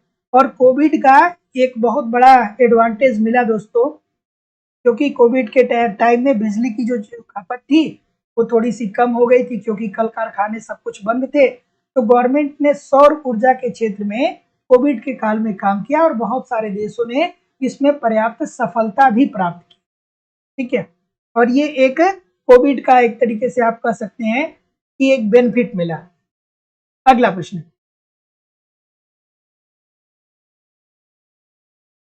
कि कथन दिया गया है और कारण दिया गया है। चलिए भाई बता दीजिए कि एक विकासशील देश जिसका वर्तमान उपभोग पर जोर हो वह श्रम घनित तकनीकी को चुनेगा। क्या ये बात ठीक है?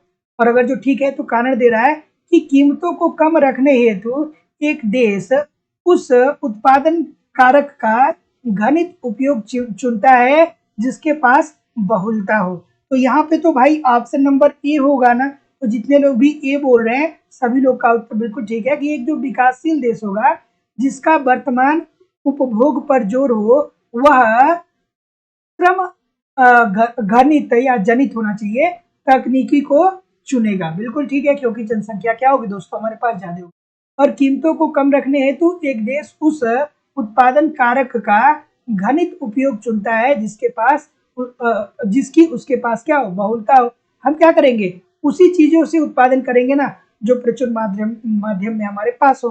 तो ऑप्शन नंबर ए बिल्कुल ठीक है। अगला प्रश्न, सरकार द्वारा आर्थिक सहायता दी जाती है। थोड़ा आराम से करिएगा कि सरकार के द्वारा आर्थिक सहायता दी जाती है, इसलिए आर्थिक सहायता सरकार देता है भैया, हमको बता दीजिए आप मुझे। सरकार आर्थिक सहायता क्यों देता है? सरकार आखिरकार इतनी योजनाएं हमारे लिए क्यों बनाता है? सरकार नरेगा क्यों लाता है? सरकार जो है वो अंत्योदय का जैसा कार्यक्रम क्यों चलाता है? सरकार जो है वो क्या करता है कि खाद्यान्न लोगों को क्यों उपलब्ध कराता है? ठीक है, तो बताइए, सरकार द्वारा आर्थिक सहायता दी जाती है, क्यों दी जाती है? ताकि आप लोग जितने लोग भी डी बोल रहे हैं कि आवश्यक उत्पादों को निर्धन लोगों को उपलब्ध करवाने के लिए, अन्यथा यदि उनके मूल्य बाजार द्वारा निर्धारित किए जाते हैं तो वे लोग उनका मूल्य नहीं चुका पाते हैं। दोस्तों इसीलिए क्या होता है कि अंत्योदय कार्यक्रम के अंतर्गत वे लोग जो गरीबों में सबसे ज्यादा गरीब हैं उनको सरकार 35 केजी प्रति माह क्या करती है कि अनाज उपलब्ध कराती है। ठीक है, 2 रुपए या 2 रुपए या कितना वर्तमान समय में कितना है, 2 रुपए और शायद 2 रुपए या 3 रुपए है या 5 रुपए। अंत्योदय कार्यक्रम के तहत ये बताइए कि क्या रुपए केजी एक व्यक्ति गेहूं प्राप्त करता है? कुछ लोग बताएंगे, ठीक है, क्योंकि करंट का मुझे तो पता नहीं है। 2 रुपए पहले था, थोड़ा सा बढ़ गया होगा। इस प्रश्न का उत्तर करिए कि निम्नलिखित में से कौन एक अवस्थापना में सम्मिलित नहीं किया जाता है? ठीक है, हाँ, अभी भी साथ 2 ही या 3 रुपए है। ठीक है, 2 रुपए मुझे लग रहा है कि गेहूं है और 3 रुपए चावल है ना? ठीक है, इस प्रश्न का उत्तर करिए। ऑप्शन नंबर सी बोल रहे हैं बीमा को, बहुत अच्छी बात है, सभी लोग बीमा को बोल रहे हैं, बिल्कुल ठीक है, सभी लोग बिल्कुल ठीक है। तो जितने लोग भी सी बोल रहे हैं सबका उत्तर गलत होगा, ऑप्शन नंबर डी होगा। ऑप्शन नंबर डी होगा। शिक्षा जो होता है दोस्तों, इसे अवस्थापना के अंतर्गत नहीं शामिल किया जा रहा है। शिक्षा को अवस्थापना के अंतर्गत शामिल नहीं किया जाता है। ऑप्शन नंबर डी होगा, ना कि सी होगा दोस्तों, है ना? जो शिक्षा है ये मानव पूंजी निर्माण के अंतर्गत रखा जाता है। मानव पूंजी मानव पूंजी निर्माण के अंतर्गत शिक्षा आता है ना? तो ऑप्शन नंबर डी होगा, गलत नहीं करना है। देखिए कितने सारे लोग बोलते हैं मानव पूंजी का निर्माण करना क्या है दोस्तों, शिक्षा है। मानव पूंजी के निर्माण करने के अंतर्गत शिक्षा आता है, स्वास्थ्य आता है, और ठीक है, शिक्षा स्वास्थ्य बेसिकली आता है, दो चीजें मुख्य हैं। तो ऑप्शन नंबर जितने लोग भी डी बोल रहे हैं बिल्कुल ठीक बोल रहे हैं। अगला प्रश्न आपके सामने ये रहा कि किस देश की योजना प्रणाली पर भारतीय योजना आधारित है? मोस्ट इंपॉर्टेंट प्रश्न, आराम से इस प्रश्न का उत्तर करिए। किस देश की योजना प्रणाली पर भारतीय योजना आधारित है? तो जैसा कि मैं देख पा रहा हूं, क्या उत्तर आ जाएगा? ठीक है, चलिए इस प्रश्न का उत्तर करिए। ऑप्शन नंबर, तो जितने लोग भी क्या बोल रहे हैं, सी बोल रहे हैं, सोवियत योजना। सभी लोग का उत्तर यहाँ पे दोस्तों बिल्कुल ठीक है कि किस देश की योजना प्रणाली पर भारतीय योजना आधारित है? तो ये दोस्तों सोवियत संघ की योजना है, उसी पे आधारित है। सोवियत संघ में योजना कब लाई गई थी दोस्तों? ये 1920 में लाई गई थी। Option number C this right answer हो जाएगा। अगला, नरेगा कार्यक्रम निम्नलिखित में से किससे संबंधित है? नरेगा कार्यक्रम निम्नलिखित में से किससे संबंधित है, आपको बताना है। बिल्कुल ठीक है, चलिए कि नरेगा कार्यक्रम निम्नलिखित में से किससे संबंधित है? तो ऑप्शन नंबर जैसा कि मैं देख पा रहा हूं, क्या उत्तर आ रहा है भाई? सी बोल रहे हैं कुछ लोग बी बोल रहे हैं, कुछ लोग सी, कुछ लोग बी। बहुत सारी गलतियां हो रही हैं भाई। श्रम दिवसों का सृजन, इसका मतलब क्या है? नरेगा तो आपको सुनिश्चित रोजगार देता है ना, ऑप्शन नंबर सी होगा ना। तो इतने सारे लोग गलत क्यों कर रहे हैं? नरेगा मतलब राष्ट्रीय ग्रामीण रोजगार गारंटी अधिनियम, पूरा नाम क्या है? राष्ट्रीय ग्रामीण रोजगार गारंटी अधिनियम। ये कब पारित हुआ दोस्तों? 2005 में पारित हुआ। और ये कब लागू हुआ? 2006 में लागू हुआ। ठीक है, तो जितने लोग भी ऑप्शन नंबर क्या बोल रहे हैं, सी बोल रहे हैं, सभी लोग का उत्तर यहाँ पे बिल्कुल ठीक है। इसका नाम बदल दिया गया है। कब? 2009 में इसका नाम बदल दिया गया है। और अब नाम इसका क्या रख दिया गया है नरेगा का? महात्मा गांधी राष्ट्रीय ग्रामीण रोजगार योजना। ठीक है, महात्मा गांधी राष्ट्रीय ग्रामीण रोजगार योजना। और इसमें क्या है कि 100 लोगों को आपको क्या करना है? रोजगार प्रदान, साल में 100 दिन एक व्यक्ति को रोजगार प्रदान किया जाएगा। ठीक है, अगला प्रश्न, निम्नलिखित में से कौन मानवीय विकास पूंजी का तत्व नहीं है? मानवीय विकास पूंजी का तत्व कौन सा नहीं है? ठीक है, मानवीय विकास निम्नलिखित में से कौन मानवीय विकास सूचकांक का तत्व नहीं है? तो जैसा कि मैं देख पा रहा हूं, क्या उत्तर हुआ? ऑप्शन नंबर बिल्कुल ठीक है, बिल्कुल। तो ऑप्शन नंबर जितने लोग भी क्या बोल रहे हैं। और इस प्रश्न के बारे में एक बात और मैं आपको बता दूं दोस्तों, इस प्रश्न के बारे में आपको बता दूं कि जो लोक सेवा आयोग है उसने इस प्रश्न का उत्तर बी माना है। तो देखिए हमारे सामने दोस्तों कभी कभी यही समस्या क्रिएट हो जाती है भाई, इकोनॉमिक्स के अनुसार तो ऑप्शन नंबर सी होगा, लेकिन जो लोक सेवा आयोग है जो LT ग्रेड का एग्जाम लेता है उन्होंने इसको ऑप्शन नंबर बी बताया है। ठीक है, तो इस बात को भी ध्यान रखिएगा। माध्यमिक शिक्षा चयन बोर्ड नहीं, जो PGT का एग्जाम लेता है वो नहीं, लोक सेवा आयोग जो LT ग्रेड का लेता है। तो ऑप्शन नंबर बी बताया है लोक सेवा आयोग ने। तो लेकिन according to the question this is the right answer, जो होगा वो सी होगा। ठीक है, अगला प्रश्न, कि निम्नलिखित में से कौन मानवीय विकास सूचकांक का तत्व नहीं है? इस प्रश्न का उत्तर करिए। बिल्कुल ठीक है, ऑप्शन नंबर क्या हो जाएगा? जैसा कि मैं देख पा रहा हूं, HDI की बात कर रहा है, मानवीय विकास सूचकांक की बात कर रहा है। ठीक है, तो मानवीय विकास सूचकांक अर्थात HDI का प्रतिपादन किसने किया था? 1990 में UNDP से जुड़े हुए अर्थशास्त्री महबूब उल हक ने। मानव विकास सूचकांक का जनक किसको जाता है? मानव विकास सूचकांक का जनक किसे माना जाता है? महबूब उल हक को माना जाता है। और मानव विकास सूचकांक के अंतर्गत इन्होंने किन तत्वों को शामिल किया था? शिक्षा को शामिल किया था, जीवन प्रत्याशा को शामिल किया था, प्रति व्यक्ति आय को शामिल किया था, इन तीन तत्वों को शामिल किया था, जबकि निर्धनता रेखा से नीचे के लोगों की संख्या को शामिल नहीं किया था। तो ऑप्शन नंबर जितने लोग यहाँ पे डी की बात कर रहे हैं सभी लोग का उत्तर यहाँ पे बिल्कुल सही हो जाएगा। अगला, वर्तमान में विकसित देशों में समृद्धि का सबसे प्रमुख कारक कौन सा है? दोस्तों लाइव स्टडी इलाहाबाद के मोबाइल एप्लीकेशन पे आपको इकोनॉमिक्स के सारे कॉन्सेप्ट पढ़ाए जा रहे हैं। अगर जो आपके कॉन्सेप्ट क्लियर होंगे तो ऐसी स्थिति में ऑब्जेक्टिव क्वेश्चन आपको गलत नहीं होगा, या अगर जो होगा भी तो उसकी संख्या बहुत कम होगी। प्रैक्टिस करेंगे तो सारी चीजें आपकी ठीक हो जाएंगी। तो मैं विश्वास के साथ कर रहा हूं दोस्तों कि लाइव स्टडी इलाहाबाद के मोबाइल एप्लीकेशन पे यूपी TGT PGT और झारखंड TGT PGT के लिए अलग बैच चल रहा है, अलग अलग बैच चल रहा है। वहां पे A to Z इकोनॉमिक्स के सारे कॉन्सेप्ट आपके सिलेबस के अनुसार पढ़ाए जा रहे हैं। साथ ही साथ कंप्लीट इकोनॉमिक्स के नोट्स दिए जा रहे हैं, बहुत सारे टेस्ट सीरीज दिए जा रहे हैं। टेस्ट सीरीज दीजिए, अपना इवैल्यूएशन करिए, प्रीवियस ईयर के सारे क्वेश्चन पेपर आपको मिलेंगे और करंट भी आपका कवर करा दिया जाएगा। मतलब ये मेरी जिम्मेदारी है कि हर तरीके से वो सारे कंटेंट आपको प्रोवाइड किए जाए जो भी आपके एग्जाम के दृष्टिकोण से महत्वपूर्ण है। और दोस्तों अभी आपके एग्जाम में संतुलित समय है, आप बहुत ईमानदारी से तैयारी करेंगे तो एग्जाम आते आते सब कुछ तैयार हो जाएगा। एडमिशन ओपन है, एडमिशन की फीस केवल 2000 रुपया दोस्तों। तो 2000 रुपये आपको इस नंबर पे पेमेंट करना होगा, गूगल पे, फोन पे या पेटीएम के माध्यम से आप पेमेंट करेंगे और इसका स्क्रीनशॉट आपको इसी व्हाट्सएप नंबर पे सेंड करना होगा। कोई भी इंक्वायरी होगी तो इस नंबर पे कॉल या व्हाट्सएप मैसेज कर सकते हैं। चलिए वर्तमान में विकसित देशों में समृद्धि का सबसे प्रमुख कारक कौन सा है?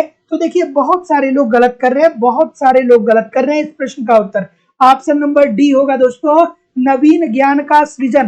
देखिए कह रहा है कि वर्तमान में विकसित देशों में समृद्धि का सबसे प्रमुख कारक क्या है? वो है कि वो नए नए क्या कर रहे हैं, नए नए आविष्कार कर रहे हैं, और नए नए आविष्कार कर रहे हैं, इसलिए उनका देश क्या हो रहा है, समृद्धि की तरफ अग्रसर हो रहा है। तो option number D this is the right answer यहाँ पे हो जाएगा। अगला प्रश्न आपके सामने ये रहा,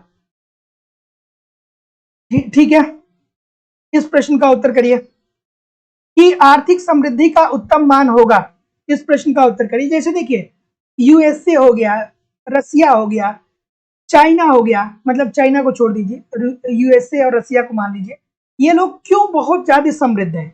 इसलिए ज्यादा समृद्ध हैं कि ये बहुत अच्छी अच्छी टेक्नोलॉजी को क्या कर रहे हैं, इन्वेंट कर रहे हैं। जैसे हमने अभी क्या किया, लड़ाकू विमान रसिया से लिया, उन्होंने ये विमान आज से 5 साल पहले या 5 से 7 साल पहले ही उन्होंने खोज लिया, और वो टेक्नोलॉजी हमारे देश में अभी नहीं है, और उन्होंने 5 से 7 साल पहले उस टेक्नोलॉजी को क्या कर लिया था, उस टेक्नोलॉजी को अपना लिया था। तो इस वजह से वो क्या है, इस समृद्धि के रास्ते पे है। अगला प्रश्न, आर्थिक समृद्धि का उत्तम मान क्या होगा? तो भैया इजी सी बात है, आर्थिक समृद्धि कहाँ पे होती है? आर्थिक समृद्धि विकसित देशों में देखा जाता है। आर्थिक विकास अल्प विकसित देशों में देखा जाता है। आर्थिक समृद्धि जो होती है इसमें राष्ट्रीय और प्रति व्यक्ति आय ही केवल बढ़ती है। इट मीन्स की प्रति व्यक्ति आय, वास्तविक सकल घरेलू उत्पाद में वृद्धि, ठीक है, प्रति व्यक्ति आय और वास्तविक सकल घरेलू उत्पाद में वृद्धि हो रही है, ठीक है। और आर्थिक विकास विकासशील देशों में होता है, जहाँ पे प्रति व्यक्ति आय, राष्ट्रीय आय के बढ़ने के साथ साथ देश की संरचना में भी सुधार आता है, शिक्षा स्वास्थ्य परिवहन का में सुधार आता है, लोगों की जीवन शैली जो होती है वो उच्च क्वालिटी की होती है। तो इन सारी बातों को आपको ध्यान में रखना है। अगला प्रश्न आपके सामने ये रहा कि मानव पूंजी में विनियोग का संबंध है। बृष्टि जी क्या बोल रहे हैं? सर मेरा कमेंट नहीं दिख रहा है, क्या बोल रही हैं? मेरा कमेंट नहीं दिख रहा है, क्या बोल रहे हैं आप लोग? चलिए मैं आपके कमेंट को 1 सेकंड में देख लेता हूँ। इस प्रश्न का उत्तर करिए। बिल्कुल ठीक है, चलिए नेट के भी क्वेश्चन करा दीजिए, ठीक है। नेट के भी क्वेश्चन, नेट के सारे क्वेश्चन ऑलरेडी हो चुके हैं, प्लेलिस्ट में जाकर के देखिए, यूजीसी नेट के क्वेश्चन हुए हैं, ठीक है, ठीक है।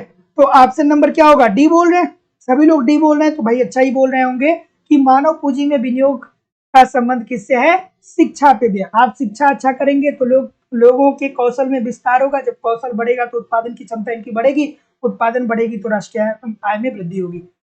प्रशिक्षण पर भी है, बिल्कुल ठीक है, कि आप सिखाइए कि कैसे आपको कार्य करना है। और स्वास्थ्य सेवाओं पर भी है, मतलब जब लोग स्वस्थ रहेंगे, स्वस्थ दिमाग रहेगा, तभी तो स्वस्थ सोचेंगे। पता चले बुखार हुआ है तो कैसे सोचेंगे, ठीक है। तो option number D this is the right answer हो जाएगा। अगला प्रश्न ये रहा, इसलिए जरूरी है सर अभी एडमिशन ले सकते हैं क्या? बिल्कुल एडमिशन ओपन है, एडमिशन ओपन है, ठीक है, एडमिशन ओपन है, एडमिशन लिया जा सकता है। सर्वप्रथम भारत में 20 सूत्रीय आर्थिक कार्यक्रम को किसके द्वारा आरंभ किया गया था?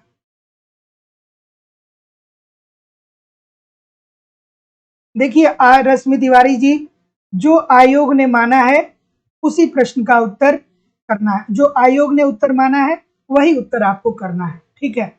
हमारी सलाह यही रहेगी, ठीक है।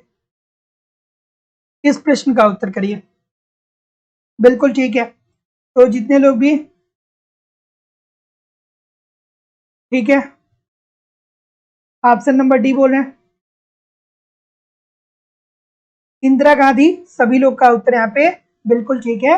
तो सर्वप्रथम भारत 20 सूत्रीय आर्थिक कार्यक्रम को किसके द्वारा आरंभ किया गया? तो इंदिरा गांधी जी के द्वारा। Option number D this is the right answer हो जाएगा। अगला प्रश्न, प्रधानमंत्री ग्राम सड़क योजना का शुभारंभ हुआ था। चलिए, प्रधानमंत्री ग्राम सड़क योजना का शुभारंभ कब हुआ था भाई, बता दीजिए।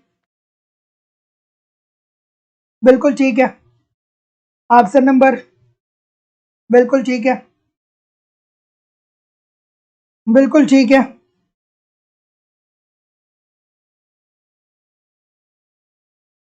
बिल्कुल ठीक है। तो जैसा कि मैं देख पा रहा हूँ,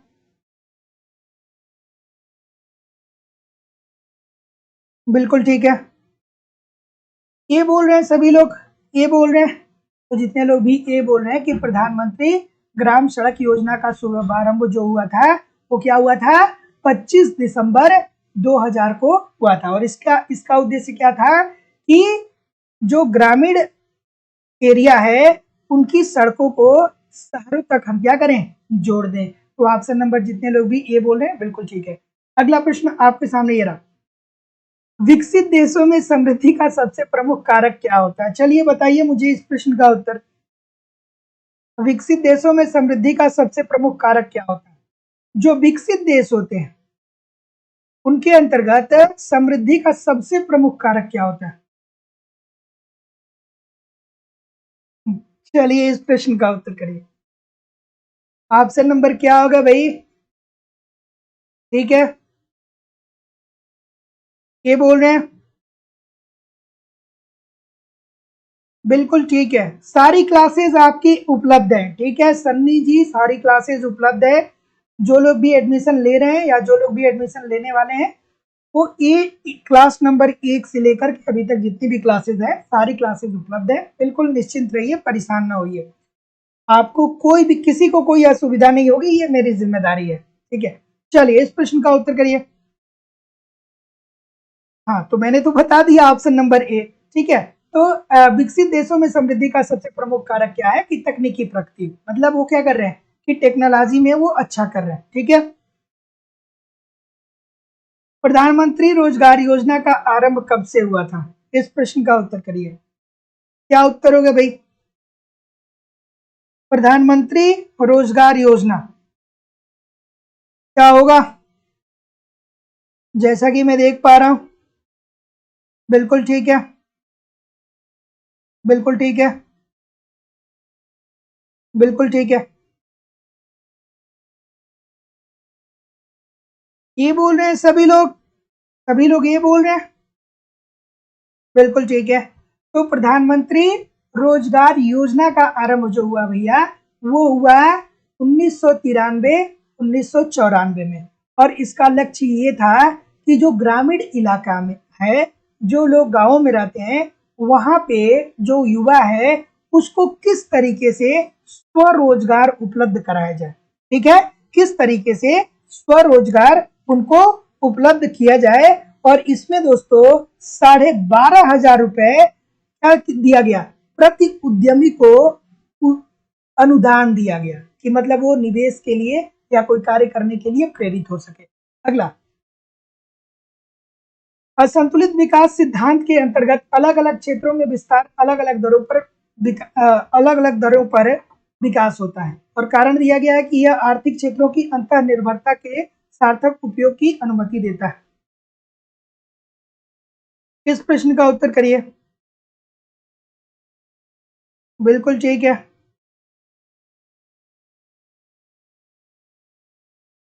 बिल्कुल ठीक है, क्या उत्तर होगा भाई? ऑप्शन नंबर ये कह रहा है कि असंतुलित विकास किसकी याद आनी चाहिए? असंतुलित विकास की बात आ गया तो हर्षमैन साहब की याद आ जानी चाहिए। तो असंतुलित विकास के अंतर्गत अलग अलग क्षेत्रों के विस्तार अलग अलग दरों पर विकसित होता है। क्या ये बात ठीक है? क्या ये बात ठीक है? जितने लोग भी ये बोल रहे हैं ना, मैं क्या बताऊं मुझे कितना गुस्सा आ रहा है, मुझे इतना ज्यादा गुस्सा आ रहा है ना कि मैं आपसे क्या बताऊं।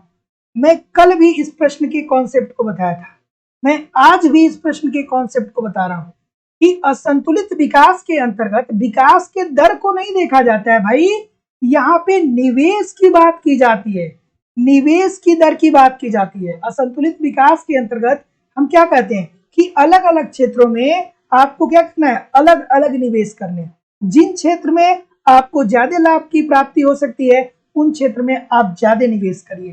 तो भैया विकास के दर यहाँ पे दिया गया है, तो ये वाला कैसे सही होगा? सभी लोग एक ही तरफ दौड़े जा रहे हैं, दौड़े जा रहे हैं, दौड़े जा रहे हैं।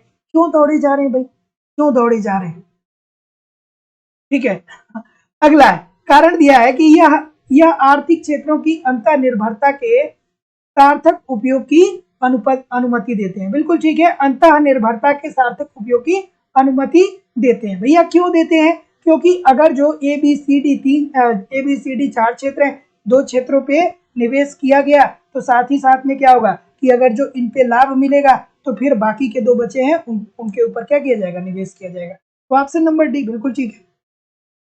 अगला, मानव विकास रिपोर्ट का प्रकाशनकर्ता कौन है? चलिए, कि मानव विकास रिपोर्ट का प्रकाशनकर्ता कौन है? गलत नहीं करना है यार, एग्जाम करीब आ रहा है, गलतियों को कम करेंगे या गलतियों को बढ़ाएंगे? हैं? एग्जाम करीब आ रहा है, गलतियों को बढ़ाएंगे कि कम करेंगे? कम करेंगे ना। चलिए बताइए मुझे इस प्रश्न का उत्तर। ये तो सभी लोग ठीक कर देंगे, मुझे पता है, ये तो सभी लोग ठीक कर देंगे। सी बोलेंगे, तो जितने लोग भी सी बोलेंगे सभी लोग का उत्तर ठीक है कि मानव विकास रिपोर्ट कौन प्रकाशित करता है भैया? संयुक्त राष्ट्र विकास कार्यक्रम के द्वारा। तो जितने लोग भी ऑप्शन नंबर क्या बोल रहे हैं? सी बोल रहे हैं, बिल्कुल ठीक है। इसके अंतर्गत जन्म के समय जीवन प्रत्याशा, ज्ञान या शैक्षणिक उपलब्धि और जीवन निर्वाह स्तर, इन 3 चीजों को शामिल किया जाता है। अगला प्रश्न, पूंजीगहनता से तात्पर्य क्या है?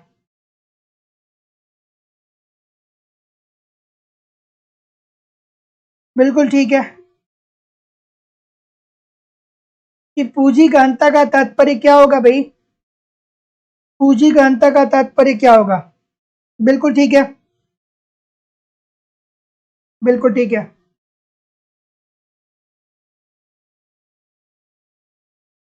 ठीक है। पूंजीगहनता, तो जितने लोग भी क्या बोल रहे हैं?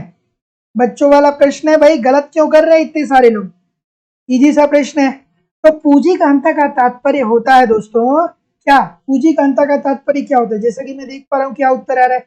ऑप्शन नंबर, पूंजीगहनता का तात्पर्य प्रति श्रमिक पूंजी की मात्रा में वृद्धि से होता है। इसका मतलब क्या होता है भैया कि जो पूंजी प्रधान तकनीकी है, जो पूंजी प्रधान तकनीकी है उसमें श्रम की अपेक्षा पूंजी का अधिक प्रयोग किया जाता है। छोटी सी बात है बच्चों वाली, बहुत सारे लोग गलत कर रहे हैं।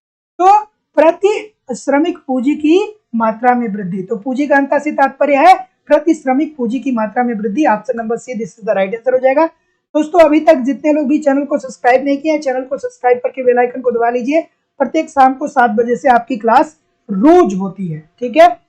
ये मेरी जिम्मेदारी है दोस्तों, एग्जाम आते आते सब कुछ आपका कवर हो जाएगा, कुछ भी छूटने वाला नहीं है, ठीक है। चलिए इस प्रश्न का उत्तर करिए कि, और जितने लोग भी अभी तक चैनल को जितने लोग भी अभी तक वीडियो को लाइक नहीं किए हैं, लाइक कर दीजिए। इतने सारे लोग क्लास देख रहे हैं फिर भी लाइक और शेयर की संख्या बहुत कम है, तो थोड़ा सा निवेदन है कि लाइक और शेयर जरूर कर दीजिए। पोषणीय विकास की परिभाषा हो सकती है, पोषणीय विकास क्या हो सकता है भाई? पोषणीय विकास क्या होगा? चलिए इजी सी बात है, बताइए मुझे। कभी पोषणी दे देता है, कभी संपोषणी दे देता है। इसका मतलब तो यही होता है कि विकास का एक प्रकार जो वर्तमान पीढ़ी की आवश्यकताओं को पूरा करता है परंतु भविष्य की पीढ़ियों की क्षमता की को अनदेखा नहीं करता है। जैसे दोस्तों हम लोग क्या कर रहे हैं कि हम लोग टेक्नोलॉजी का तो विकास कर रहे हैं, अपने देश का तो विकास कर रहे हैं, लेकिन ऐसा विकास नहीं कर रहे हैं जो पर्यावरण को क्षति पहुंचाए, जो जल का प्रदूषण करे, जो वायु का प्रदूषण करे, ठीक है। तो हम अपनी आवश्यकताओं को पूरा कर रहे हैं लेकिन भविष्य में आने वाले लोगों की भी परवाह कर रहे हैं। तो option number D this is the right answer हो जाएगा। अगला, आर्थिक विकास का सबसे अच्छे प्रकार से मापन हो सकता है। आर्थिक विकास का सबसे अच्छे तरीके से मापन आप कैसे कर सकते हैं? चलिए आप मुझे बता दीजिए इस प्रश्न का उत्तर। बिल्कुल ठीक है, तो ऑप्शन नंबर क्या हो जाएगा?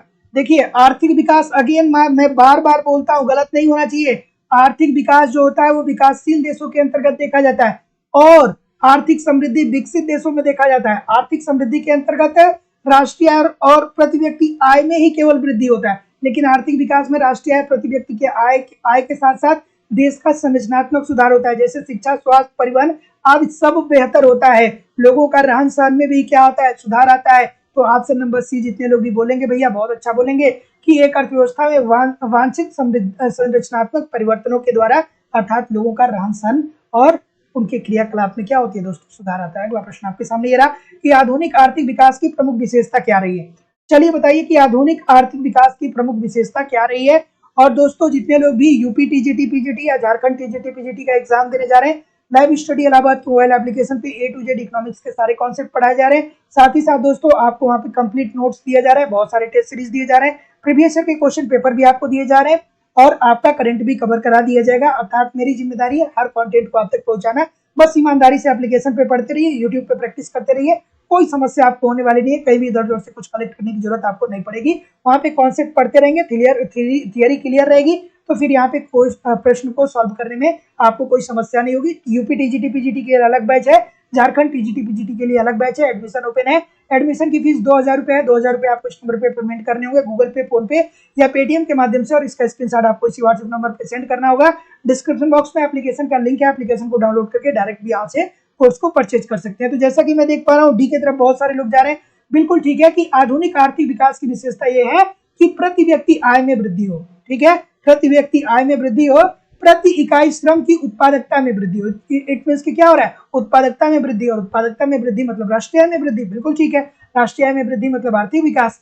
और आधुनिक प्रौद्योगिकी का बढ़ता प्रयोग मतलब हम क्या करें कि टेक्नोलॉजी का हम प्रयोग करके उत्पादन करें ताकि हम कम समय में ज्यादा उत्पादन को बढ़ावा दे सके। तो ऑप्शन नंबर जितने लोग भी डी बोल रहे हैं सभी लोग का उत्तर ठीक है। अगला प्रश्न ये रहा कि मानव कल्याण की अंतरराष्ट्रीय तुलना सबसे अच्छे ढंग से की जा सकती है किसके द्वारा। चलिए, नहीं भाई, अभी आप लोग परेशान न होइए, ठीक है। मैं आप लोगों से बस इतना कहना चाह रहा हूं कि ये बीएड वाले चक्कर में अभी आप लोग परेशान ना होइए, अभी देखिए आगे क्या होता है, ठीक है। तो बहुत परेशान ना होइए।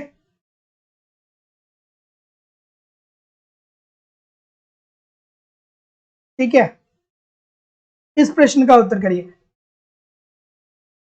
ऑप्शन नंबर जैसा कि मैं देख पा रहा हूं डी बोल रहे हैं, बिल्कुल ठीक बोल रहे हैं भैया कि मानव कल्याण की अंतरराष्ट्रीय तुलना सबसे अच्छे ढंग से की जाती है मानव विकास सूचकांक के द्वारा। ऑप्शन नंबर ठीक है, मानव विकास सूचकांक इसके द्वारा दिया गया था, महबूब उल हक के द्वारा। कितने तत्वों को शामिल किया गया था, 3 तत्वों को, जन्म के जन्म जन्म जीवन निर्वहन और साथ ही साथ शैक्षणिक उपलब्धि। अगला प्रश्न कि आर्थिक विकास का उत्तम माप होगा, फिर वही प्रश्न आ गया। अभी तो हमने देखा है कि प्रति व्यक्ति आय, वास्तविक सकल राष्ट्रीय उत्पाद में वृद्धि। अगला, भारतीय योजना आयोग के नवीनतम आंकड़ों के अनुसार गरीबी रेखा के नीचे रहने वाले जनसंख्या का प्रतिशत क्या है। चलिए भाई बता दीजिए मुझे इस प्रश्न का उत्तर। बिल्कुल ठीक है। और देखिए दोस्तों, मैं एक बात बहुत क्लियरली कहूंगा कि कुछ लोग पढ़ाई पे इसलिए आते हैं ना कि जैसे वो कुछ उत्सव मनाने आए, 2-4 दिन पढ़ेंगे फिर 10-20 दिन गायब होंगे। 2-4 दिन पढ़ के 10-20 दिन गायब होने से सिलेक्शन नहीं मिलने वाला है। इसका मतलब कि आप जो 2-4-10 दिन एफर्ट लगा रहे ना, तो एफर्ट आपका बेकार है।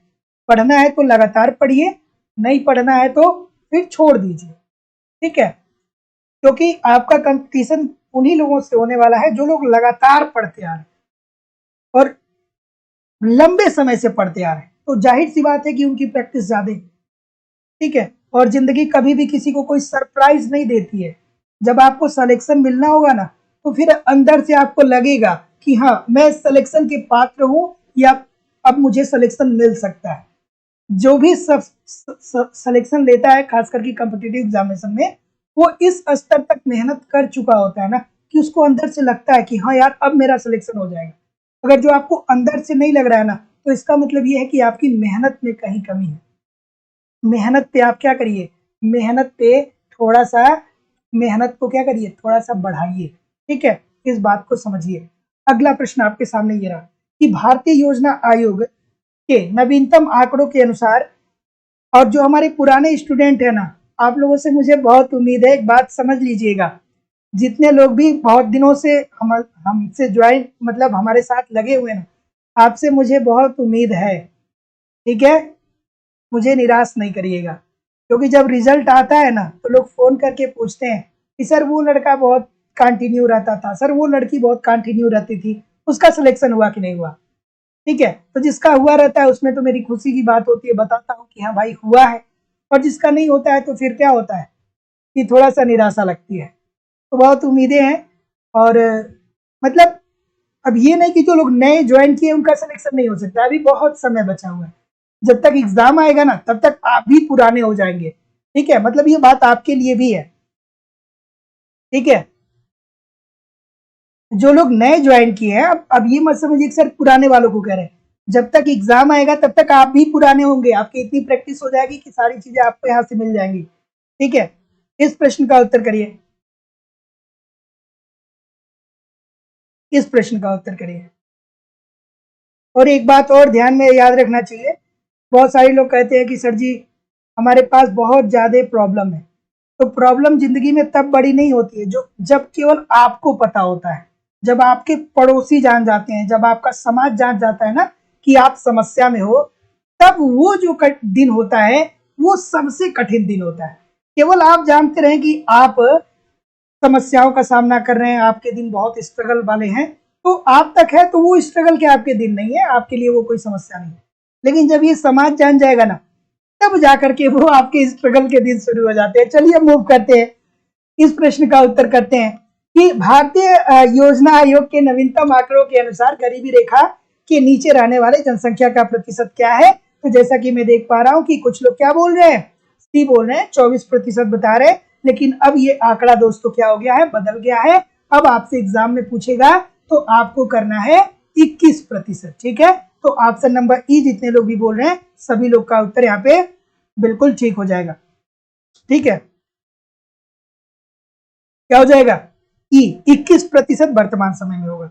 अगला प्रश्न कि पिछले 5 वर्ष में भारत की व्यापार शर्त कैसी है। चलिए भाई बता दीजिए,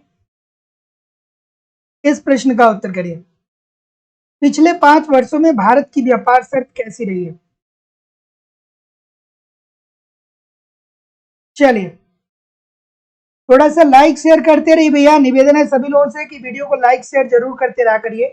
100 लाइक होने वाला है, जो लोगों ने लाइक नहीं किया है थोड़ा लाइक शेयर कर दीजिए। ठीक है, क्या उत्तर होगा भाई, पिछले 5 वर्षों में भारत की जो व्यापार शर्त रही है वो कैसी रही है। तो कभी हमारा व्यापार शर्त अनुकूल रहा है और कभी प्रतिकूल रहा है। तो इसमें क्या दिखा गया है दोस्तों, अनियमित परिवर्तन। ठीक है, सॉरी सॉरी सॉरी मैंने गलत बोल दिया। पिछले 5 वर्षों में अच्छा 5 वर्षों की बात कर रहा है, सॉरी दोस्तों, केवल 5 वर्षों की बात कर रहा है। तो 5 वर्षों में भारत की जो व्यापार शर्त रही है ये क्या रही है, अनियमित परिवर्तन को दिखा रही है। मतलब इसमें क्या हो रहा है, अनियमित परिवर्तन हो रहा है। तो जितने लोग भी ऑप्शन नंबर क्या बोल रहे हैं, डी बोल रहे हैं, सभी लोग का उत्तर यहाँ पे बिल्कुल ठीक हो जाएगा। मतलब क्या हो रहा है कि एक तरीके से प्रतिकूल भी है और एक तरीके से अनुकूल भी है, कुछ समय प्रतिकूल है, कुछ समय अनुकूल है। ठीक है, बिल्कुल सही है। अगले प्रश्न की तरफ मूव कर रहे हैं कि नियोजित अर्थव्यवस्था में एक काल को छोड़ के अन्य कालों में विभिन्न स्तरों की स्थिति का अनुभव किया है। बिल्कुल ठीक है, बिल्कुल ठीक है, बिल्कुल ठीक है। इस प्रश्न का उत्तर करिए कि नियोजित अर्थव्यवस्था के एक काल को छोड़ के अन्य कालों में विभिन्न स्तर की स्थिति का अनुभव किया जाता है। दिवाली जी बोल रहे हैं sir I am new student. चलिए स्वागत है आपका हम सभी लोगों के बीच।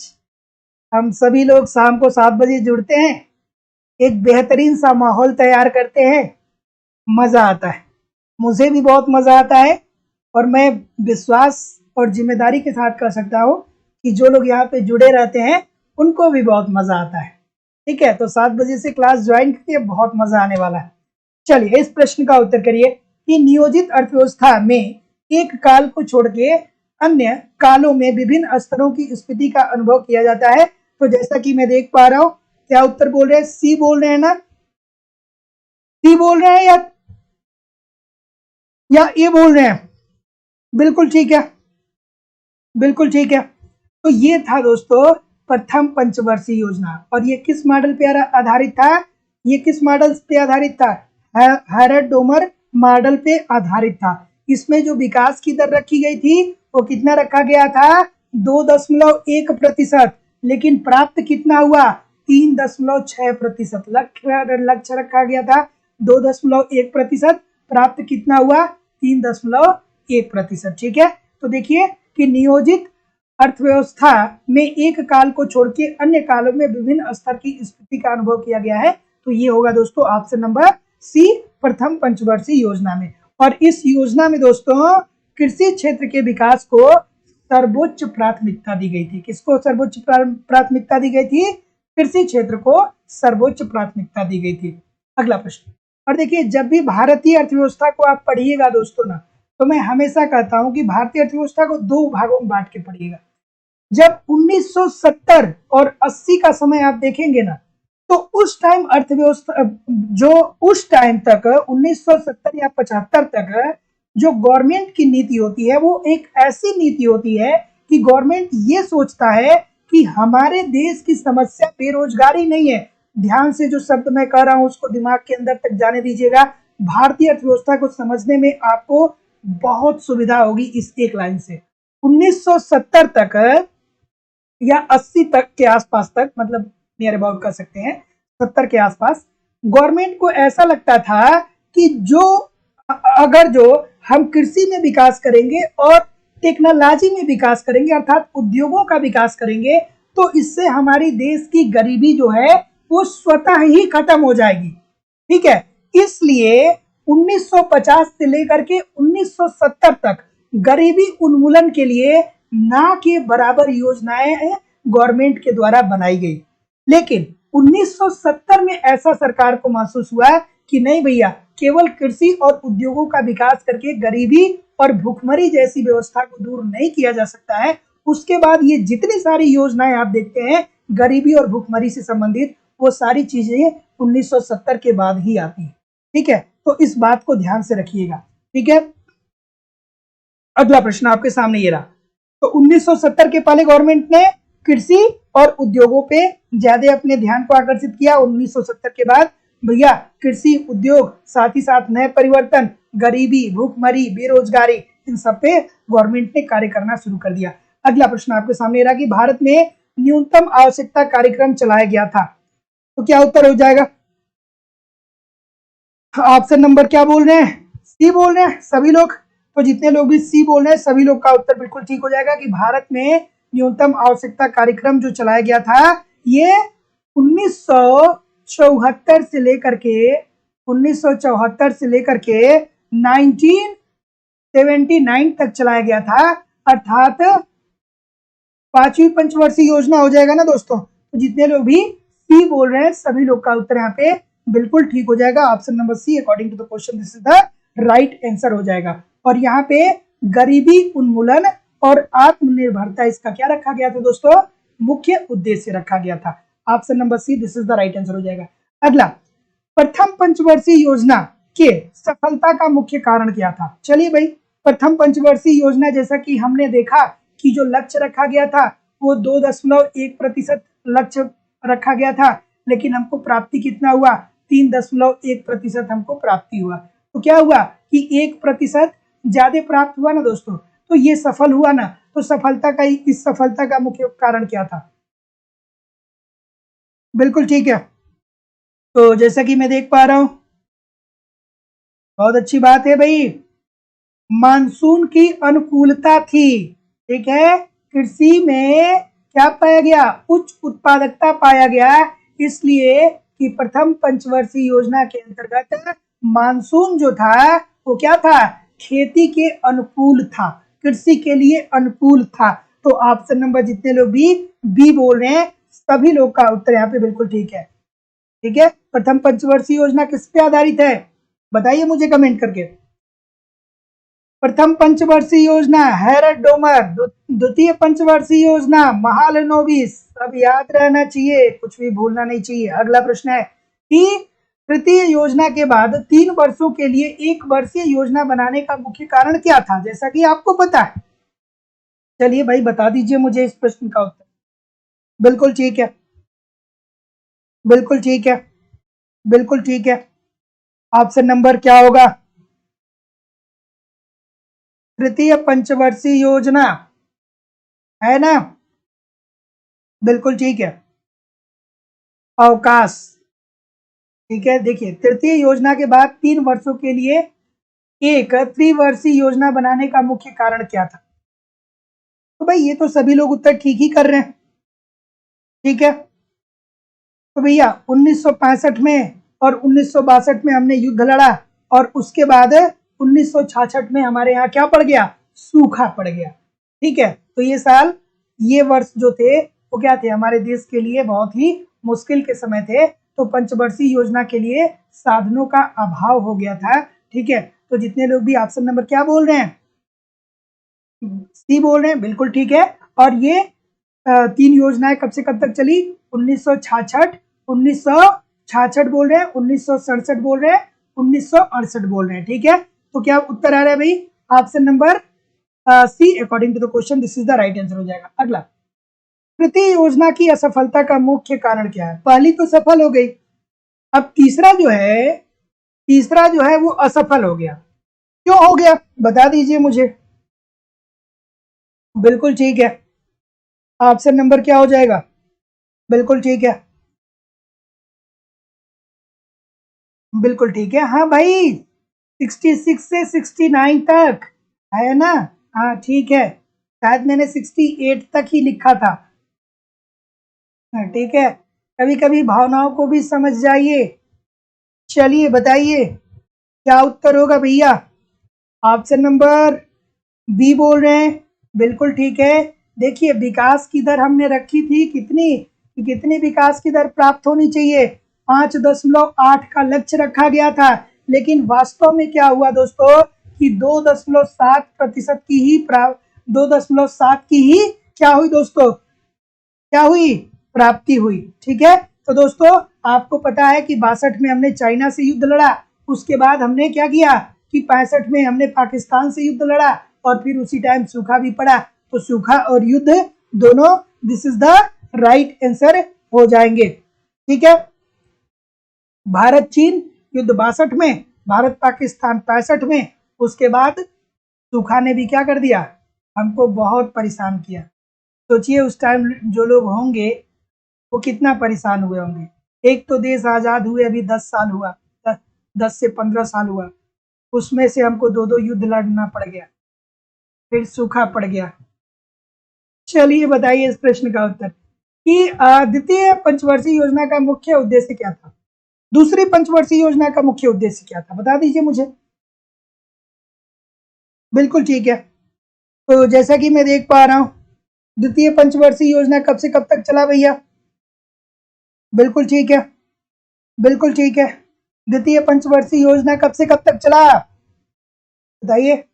56 से 61 तक, 1956 से 61 तक चला, 1956 से 1961 तक चला, भारी और बुनियादी उद्योगों की स्थापना के लिए, ठीक है। तो जो दोस्तों मैंने आपको जो बातें बताई थी कि 1970 से पहले और बाद वाली, उससे आप इस बात को इलिमिनेट कर सकते हैं, गरीबी उन्मूलन और आधुनिकरण को, ठीक है। तो भारी और बुनियादी उद्योगों की स्थापना करना। अगला कोई भी प्रश्न नहीं है, लेकिन कहीं भी जाइएगा नहीं, कमेंट करके बताइए कि कितने प्रतिशत प्रश्न आपके सही हुए। और दोस्तों लाइव स्टडी इलाहाबाद के मोबाइल एप्लीकेशन पे आपको इकोनॉमिक्स के ए टू जेड सारे कॉन्सेप्ट पढ़ाए जा रहे हैं। अगर जो आपकी कॉन्सेप्ट क्लियर रहेंगे, अर्थात आपको थियरी की क्लास वहां पे दी जा रही है, आपकी थियरी क्लियर होगी दोस्तों, तो आपको ऑब्जेक्टिव क्वेश्चन को सॉल्व करने में किसी समस्या का सामना नहीं करना पड़ेगा। तो दोस्तों मैं आपको लाइव स्टडी इलाहाबाद के मोबाइल एप्लीकेशन पे यूपी टीजीटी पीजीटी के लिए अलग बैच चल रहा है, झारखंड टीजीटी पीजीटी के लिए अलग बैच चल रहा है। यहाँ ए टू जेड आपको इकोनॉमिक्स के दोस्तों सारे कॉन्सेप्ट पढ़ाए जा रहे हैं। कॉन्सेप्ट क्लियर होगा, फिर आपको ऑब्जेक्टिव क्वेश्चन सॉल्व करने में कोई समस्या नहीं होगी। साथ ही साथ दोस्तों यहाँ पे इकोनॉमिक्स के कंप्लीट नोट्स प्रोवाइड किए जा रहे हैं। नोट्स के साथ एक समस्या होती है कि या तो नोट्स मिलते नहीं है, मिल भी जाते हैं तो समझ में नहीं आते क्या पढ़ना है क्या छोड़ना है। तो ए टू जेड सारे नोट्स भी आपको प्रोवाइड किए जा रहे हैं। साथ ही साथ दोस्तों यहाँ पे बहुत सारे टेस्ट सीरीज आपको दिए जा रहे हैं। टेस्ट सीरीज के माध्यम से आप अपना इवैल्यूएशन कर पाएंगे कि आपकी तैयारी कैसी चल रही है और आपके एग्जाम में किस प्रकार के प्रश्न पूछे जा रहे हैं। साथ ही साथ प्रीवियस ईयर के क्वेश्चन पेपर भी आपको दिए जा रहे हैं वीडियो फॉर्म और पीडीएफ फॉर्म में। और आपका करंट भी कवर करा दिया जाएगा। मतलब ये मेरी जिम्मेदारी है कि आपको हर कंटेंट प्रोवाइड कराया जाए। दोस्तों एप्लीकेशन पे अगर जो ईमानदारी से इन चीजों को फॉलो करते रहेंगे, यूट्यूब पे प्रैक्टिस करते रहेंगे, तो कहीं भी इधर उधर से कुछ भी आपको कलेक्ट करने की जरूरत नहीं पड़ेगी। और सबसे बड़ी बात है कि वैलिडिटी आपको आपकी लाइफ टाइम है।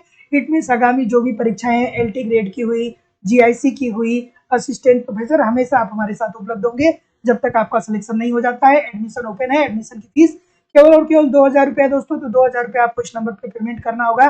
9415 863 873 पे, गूगल पे, फोन पे या पेटीएम के माध्यम से आप पेमेंट करेंगे और इसका स्क्रीनशॉट आपको इसी व्हाट्सएप नंबर पे सेंड करना पड़ेगा। डिस्क्रिप्शन बॉक्स में एप्लीकेशन का लिंक है। एप्लीकेशन को डाउनलोड करके वहां से डायरेक्ट भी कोर्स को आप परचेज कर सकते हैं। अगर जो केवल आपको इकोनॉमिक्स का नोट्स चाहिए तो इकोनॉमिक्स का नोट्स भी सिंपल सटीक साधारण भाषा में लाइफ टाइम की वैलिडिटी के साथ आपको मिल जाएगा। टेस्ट सीरीज भी मिल जाएगा। प्रीवियस ईयर के क्वेश्चन पेपर भी आपको अलग से प्रोवाइड किए जाएंगे और जो नोट्स की फीस होगी वो 500 रुपीज होगी। टेस्ट सीरीज का ओनली 300 और प्रीवियस ईयर क्वेश्चन पेपर के लिए 300 रुपये आपको पेमेंट करना पड़ेगा। कोई भी इंक्वायरी होगी तो इस नंबर पे जो सामने आ रहा है 9415 863 873, इस नंबर पे आप मुझे कॉल करिए, व्हाट्सएप मैसेज करिए। ठीक है, जाते जाते वीडियो को थोड़ा शेयर करते हुए जाइए, लाइक करते हुए जाइए। कल मिला जाएगा एक नए उत्साह और नए एनर्जी के साथ। कल सेशन एक और महत्वपूर्ण आएगा, नए उत्साह नए एनर्जी के साथ कल मिला जाएगा। शाम को 7 बजे जुड़ना ना भूलिएगा। तब तक के लिए दोस्तों नमस्कार, धन्यवाद।